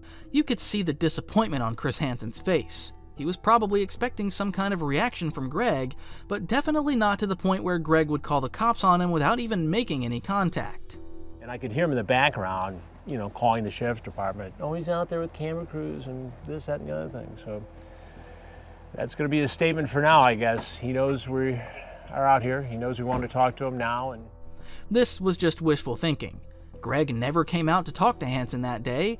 Hansen also noticed about half a dozen cameras around Greg's home, even up the street, so Greg could keep watch on anyone coming near his house. But what came after this was the most amusing part. Unfortunately for Greg, no arrests were made. Hansen later posted the encounter, and Morse's team shared the 911 audio on his channel. Furious at Hansen, Greg decided to take the legal route. He went on to file petitions for orders of protection, anti-harassment, against Chris Hansen in Pierce County District Court. According to Business Insiders, Jackson and Averill filed petitions for orders of protection against Hansen and YouTuber Repzion, who frequently post videos calling out Onision's behavior. The couple cited cyberstalking and harassment as the impetus for legal action. The protection order against Hansen, however, could not be granted, mainly because the wrong Chris Hansen was served papers. The wrong Chris Hansen responded to the papers that were served to him, requesting to dismiss Greg's claim since he is not the same Chris Hansen from To Catch a Predator. Chris Hansen didn't stop trying to bring Greg to justice, and in one of his YouTube interviews, he brought on someone special. It was Billie. Since Billie had first-hand experience with the whole grooming situation between Greg and his wife Lainey, she was able to paint a clearer picture of what was really going on. Billie shared what it felt like flying out to meet Greg and Lainey for the first time, and how her parents felt about her traveling so far to see them. I told my family I was flying up, so they knew where I was, and I gave my mom the address and everything. Billie was 18 at the time, legally old enough to make her own decisions, but on a mental and developmental level, I don't think she really knew what she was getting herself into. The fact that her parents didn't see anything wrong with her leaving like that, or at least didn't raise serious concerns, says a lot. Maybe if they'd been more cautious and warned her about what could come from stepping into a three-way relationship, and maybe if she had listened, she wouldn't have ended up in the mess she did. And honestly, the fact that Billie told her mom she was going to meet a random friend she'd met online should have been enough to raise alarm. I essentially just told her I was going to meet like a friend that I met on the internet, and she was kind of like fine with that, only because I had traveled like the East Coast before, like going on tours and stuff. So Billie said her mom was fine with it because this wasn't the first time she had flown off like that. It basically means Billie had been traveling around even before she was of age, and her mother was okay with it. Do you have any idea what you were getting yourself into? No, not at all. Were you prepared for that? No. Well, obviously, she was just a kid, excited about meeting her favorite online celebrity. I couldn't think of anyone else who could have saved her from the trauma she later went through more than her parents. According to Billie, Lainey said she was the first woman she'd ever been with since marrying Greg, and realizing she was bisexual. And on the very day Billie arrived at their place, Greg pushed them to kiss each other. It was Kai's first time like kissing a girl, so like he was really nervous. For the most part, if you followed the relationship between the three of them and the kind of videos Greg used to post, you'd think Lainey was the one in control of bringing a third person into the relationship. But even if it was her idea, Greg was the one fully in control of the whole situation. Yeah, like literally, I'm almost positive like our second kiss he took a photo of and posted it on Instagram. On Instagram? Yeah. And when I said Greg was in control of the whole thing, I meant that all those narratives he pushed on his channel, painting Lainey as the jealous wife, even though she was the one who brought Billie into the relationship, might have just been an act.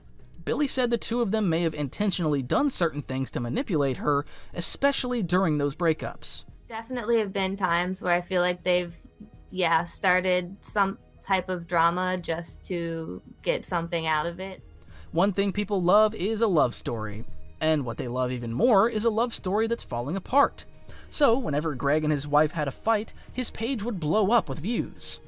On top of that, young girls hoping he'd leave his wife thought they might actually have a chance if Lainey left him, so they stayed glued to the story to see how it would all play out. On top of that, Billie claimed she never knew the relationship was going to go down that route. Pushed a little bit, because it really wasn't talked about before, and then our like second trip up, he was like, oh, I thought this was going to be like a way type relationship. What Billie was trying to say was that based on what she and Lainey had talked about, she was only supposed to date Lainey. That was the agreement.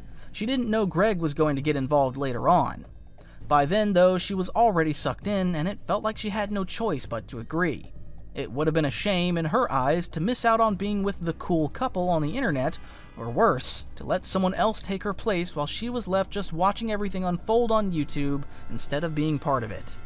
There were like less rules in the beginning, and it became like more like... If this isn't grooming, I don't know what else to call it. They clearly enticed her, pulled her in, and made sure they had control over her. Eventually, she was even told not to see any other men outside the relationship since she had Greg.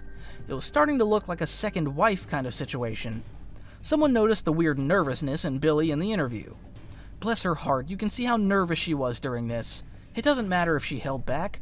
What matters is she came forward in the first place and said everything she feels comfortable with saying at this point in time. Thank you, Billie, for also speaking out and helping these monsters be brought to justice. Billie also went on to share how their intimate moments usually played out. Greg, like, would tell me what to do to, like, Kai, instead of, like, kind of letting us do our own thing. Greg clearly seemed to enjoy the fact that Lainey was into women, probably even more than Lainey herself did. So yeah, for the most part, he was in control of the whole situation. While Billie was still at Greg's place, Lainey brought in another young girl named Sarah. Sarah was underage at the time, definitely younger than 18. Both Sarah and Billie were mostly responsible for doing the chores, taking care of the house, and on top of that, they were also stuck with babysitting. But if it was both of us, that's like what we were doing.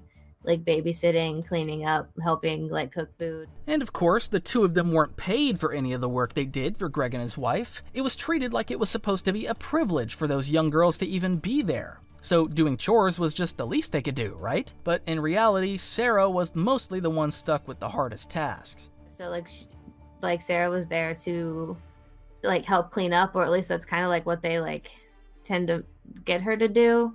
A lot of babysitting, a lot of like just helping around the house. And Billie claimed that they never had a four-way intimate moment with Sarah, and to her knowledge, she wasn't aware of any intimate moments between Greg, Sarah, and Lainey. But when Billie finally left, she was sure Sarah had been promoted to her position. Billie walked away from the whole relationship because she knew it wasn't for her, but by then, a lot of mental trauma had already been instilled in her.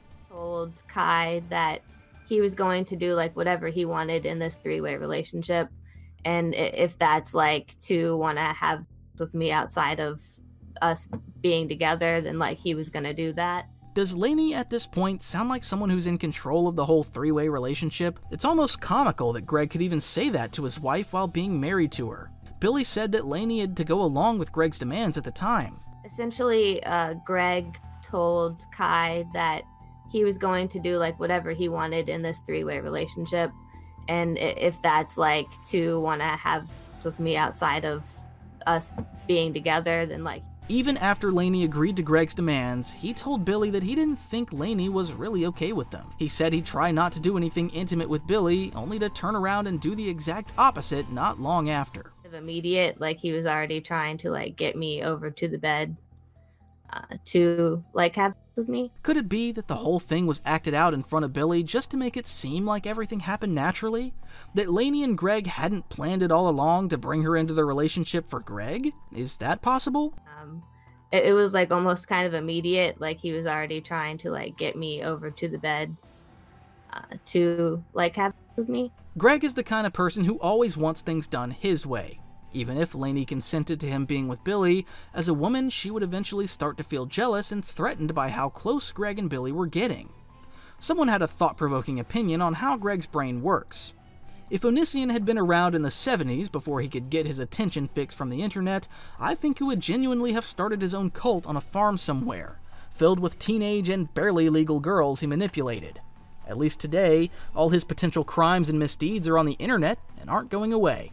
Like we had a conversation, so we did end up like, you know, being intimate. And after they hooked up, Billie went to her room, met with her friend who had come to see her, and broke down crying about the whole situation. When Lainey found out what had happened, all hell broke loose. That's when Billie felt like she was facing the crisis of her life, because suddenly the whole issue and mess seemed to be pinned on her. Greg had earlier assured her it was fine, and that his wife would be okay with it. Going on, he ended up like making us sign a contract to stay like a week longer to try. Wait, what did she just say? Greg made her sign a contract just so she could stay a week longer? Why was it even necessary to sign a contract? Couldn't he just talk to them and take their word for it? Why a contract? And how is it that a contract was already in place for a situation like that? And what was even in it? Was this his way of legally forcing the girls to cool off before leaving his house? Or maybe to make sure he had something to use against them if they ever decided to take the matter up and sue him? Why does he try to get you to sign a contract? To stay longer, to try to figure out if we could like work things out all together. A contract? Mm-hmm. Who does this guy think he is, running around this house, running it like a harem? Even Chris Hansen found it really odd that something like that happened. Well, here's another theory. This ties back to what I said earlier about Greg and Lainey possibly acting everything out to manipulate Billie. And if that's true, then up to this point, Billie probably still thought none of it was staged. Could it be that Greg and his wife realized Billie was getting too attached to them and might become a problem in the future if they didn't get rid of her? Maybe Greg just wanted to have his way with her one last time before she left. You could see that Billie wasn't comfortable being with Greg alone, only when Lainey was around, which is why she went to her friend and cried about it. Again, this is just a theory worth looking at. I'm not saying that's what happened, we can only speculate.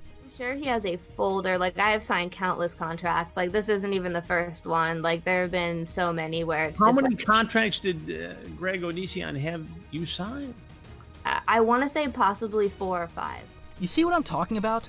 When you watch Greg acting like a fool online, don't let that fool you. He knows exactly what he's doing. Just like when he checked the legal age in the state before having his first intimate moment with Shiloh years back. He always made sure to stay 10 steps ahead of his victims legally, so he'd have something to defend himself with if things ever reached the point of no return in court. I'm just as curious as you are about what the contract was really about. Here's what Billie had to say about it. Yeah, they would be like, oh, like you'll do this in order to, yeah, stay, or in order for us to forgive you. Forgive you? Yeah. Why would you have to be forgiven after all this? They should be apologizing. Clearly, you can see that Lainey was just as involved in the whole process as Greg. Billie didn't separate the two of them in this instance. She referred to them as them and not he, which would have pointed only to Greg. So they had Billie sign a contract saying she would do certain things in order to keep staying with them, basically threaten her to get her to do what they wanted. And to this day, Greg still reaches out to Billie with all kinds of conflicting messages.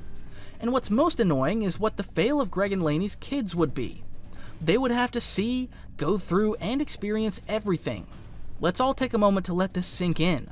All of this grooming and abuse, the revolving door of young teenage women, they did all this in front of their children. I haven't spoken to them in forever, but I still get emails, and it like differs from like, oh, I'm sorry, to like, this is all your fault, to like, oh. All your fault. Hansen was out of words at this point, and could only throw in one or two surprised reactions to the crazy experiences Billie was recounting. He knew something was wrong, but he probably didn't realize it was this bad. And just like Greg had done in most of his past relationships, he tried to cut Billie's hair too. Here's the reason Greg gave her for why he wanted it cut. I mean, he told me it was to be able to be forgiven, to like prove that I like love them. That is just sick. This viewer felt her pain. Poor Billie, her eyes show she's still hurting about everything. Hope she knows she's strong for doing this. Greg has mastered the art of manipulation. Do people like him actually read books to learn all these tactics?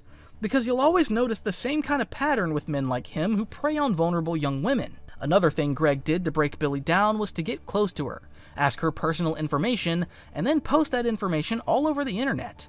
When Hansen asked her if she could share the worst secret he had posted online, Billie hesitated. I'm not really like entirely big on like talking about it.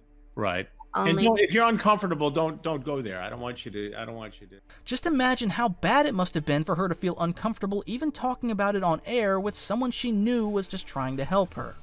This person loved the interview style of Chris. I really appreciate that he doesn't press her for information she's uncomfortable talking about. Respect for boundaries during interviews like this is so important.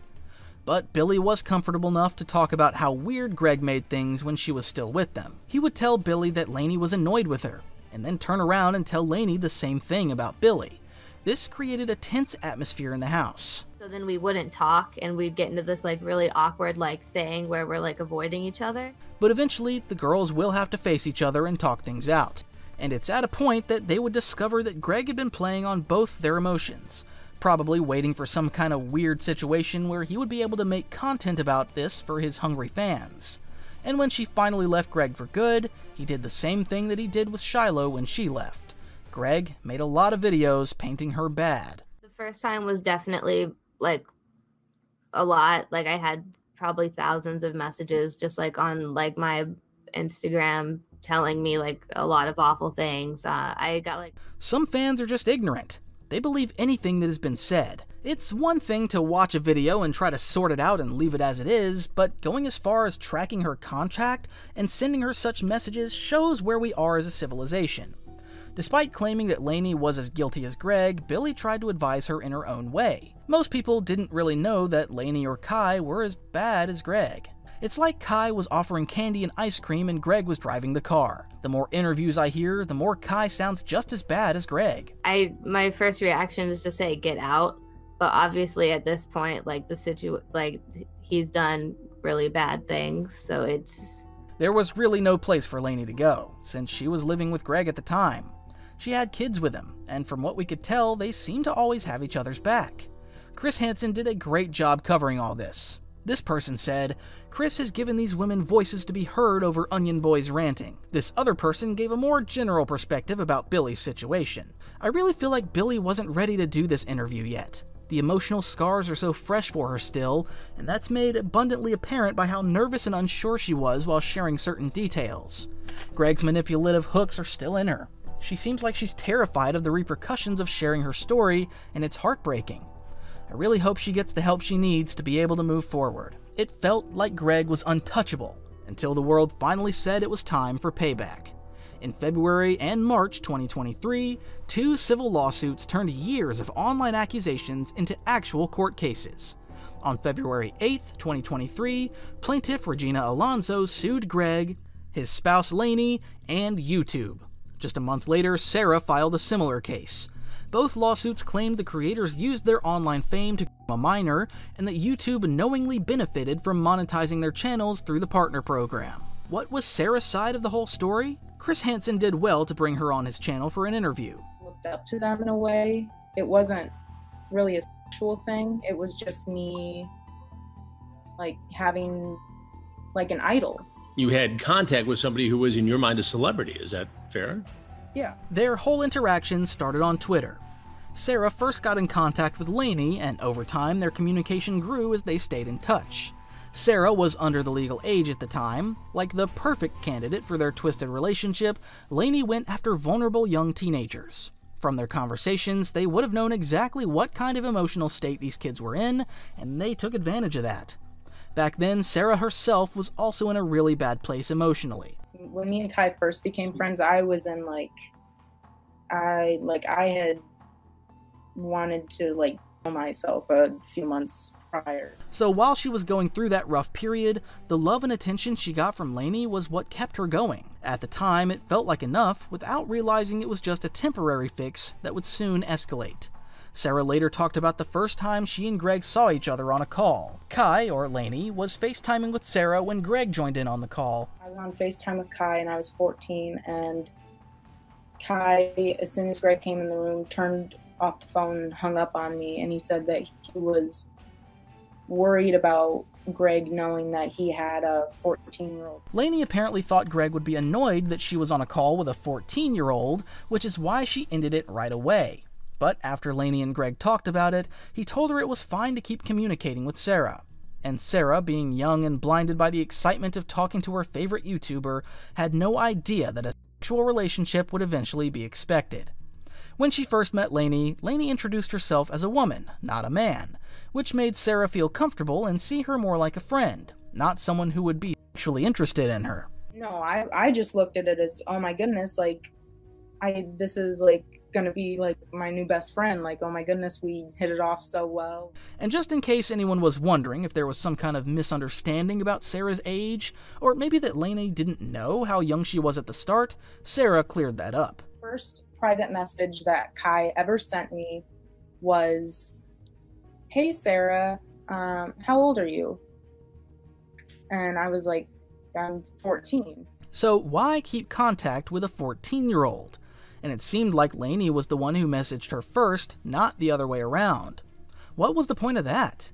Could it be that Lainey wanted to keep tabs on Sarah until she turned 18 so she could bring her into the fold? Or maybe even move her to a state where the age of consent is 15 or 16? Trip was planned since I was 15, but I went and visited them September of 2016. So for 2 years straight, Lainey kept in touch with Sarah online, making sure she was in the right mindset for what was coming once she was of age. And by the time the move was ready, Sarah got the call. And guess what? According to research, since Greg lived in the Washington state, in Washington, the age of consent is 16 years old, which means only individuals who are this age or older are able to legally consent to sexual activity. Just so you can see the pattern and the similarities in these girls' stories, if you remember, Billie mentioned how Greg was the one telling them what to do with each other. He was like the puppet master. He was being like, "Oh, you guys should do this. Oh, you guys should kiss. You guys should..." Unfortunately, just like in Billie's case, Sarah's mother told her that she should go live with Greg and his wife. So Sarah went and stayed with them for a straight 6 months. Her mother even gave her a monthly allowance while she was there. I can't imagine how comfortable her mom really was, not knowing exactly what her daughter was doing out there. And Sarah's experience turned out just as bad as you'd expect. Greg was very, very mean to me in the weirdest way. The reason Greg behaved this way is pretty obvious. Even though Lainey enjoyed having a third person around, she didn't want to see that third or fourth person getting too close to Greg. Otherwise, she'd flip and start causing trouble. We saw this with Billie, when Greg was always hanging out with her and playing games with her. It's possible he was being mean to Lainey for that very reason. So whenever they had alone moments, Greg would try his best to touch Sarah. He would just like give me little touches when nobody was looking, or like make comments about my body that were really inappropriate. But while Greg was acting this way with Sarah, she claimed they never had anything intimate. It was just those awkward moments. Because of Greg's treatment, Sarah confided in one of her friends that she had a crush on Lainey and wanted nothing to do with Greg, saying he was in the way of her and Lainey. Her friend, realizing Sarah was in an unhealthier situation with the couple, threatened to leak their chat. And since Greg didn't want the media finding out about a 16-year-old staying with them, they quickly sent Sarah out of their place before things escalated. So with that, Sarah was out of their hair. It was Greg's decision to send her away, while Lainey was a little reluctant. After more than a year, when everything had settled down, Greg secretly arranged for Sarah to come back to their place.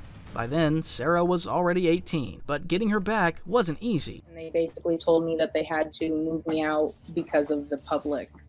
She was finally old enough to be used for what they'd been grooming her for all those years. But when Greg asked her, she declined. That led to Greg crying on the phone, trying to act remorseful for sending her away in the first place. Come back, like I miss you. And this one time, Kai and I were fighting, I guess, and I said no, and he started crying on the phone. Kai later told Sarah that it had been Greg's plan all along to bring her back once she turned 18. Even with that honesty, Sarah didn't want to return. But she had a soft spot for Kai, and that's what convinced her to go back for a while. On top of that, they sent Sarah a plan saying they wanted to start a business with her and do this and that, but claimed the only reason it wasn't happening was because she was reluctant to return. Eventually, after a lot of persuasion, she went back to their place. Comments from Greg start coming out like, oh, you and Sarah would be a good couple. Oh, yeah, do that. That'd be hot, or something like that. And so I was he like, was trying to pair you up with Kai. Yeah. This was the usual method. Once the girls got close to Lainey, it became easier for Greg to slide in as the third person in the relationship. But for good reasons, Sarah didn't like it. Still, eventually, she gave in to the pressure and joined in on the three-way relationship. Well, it happened first in January of 2019, and then February of 2019 is when I told them for like the second time, hey, I want y'all to get out of my life and don't talk to me again. Bye. At least she was bold enough to tell them she was done and leaving. Most victims don't have the courage to do that. One thing I noticed, though, is that Sarah is very articulate when she speaks. She's intelligent and very precise when it comes to giving dates and details. Everything was sharp in her memory. But of course, after plenty of persuasion from Greg, Sarah came back. And that's when he told her his deepest secret about love. He's admitted it to me before, that he said, you know, I don't even know what love is. I think I have to have someone to love them. I guess I love Kai. This experience, just like it has for other victims in her position, had a huge impact on her social and personal life. I can't trust anybody. I find it very hard to be friends with people now. I find it very hard to be like romantic or...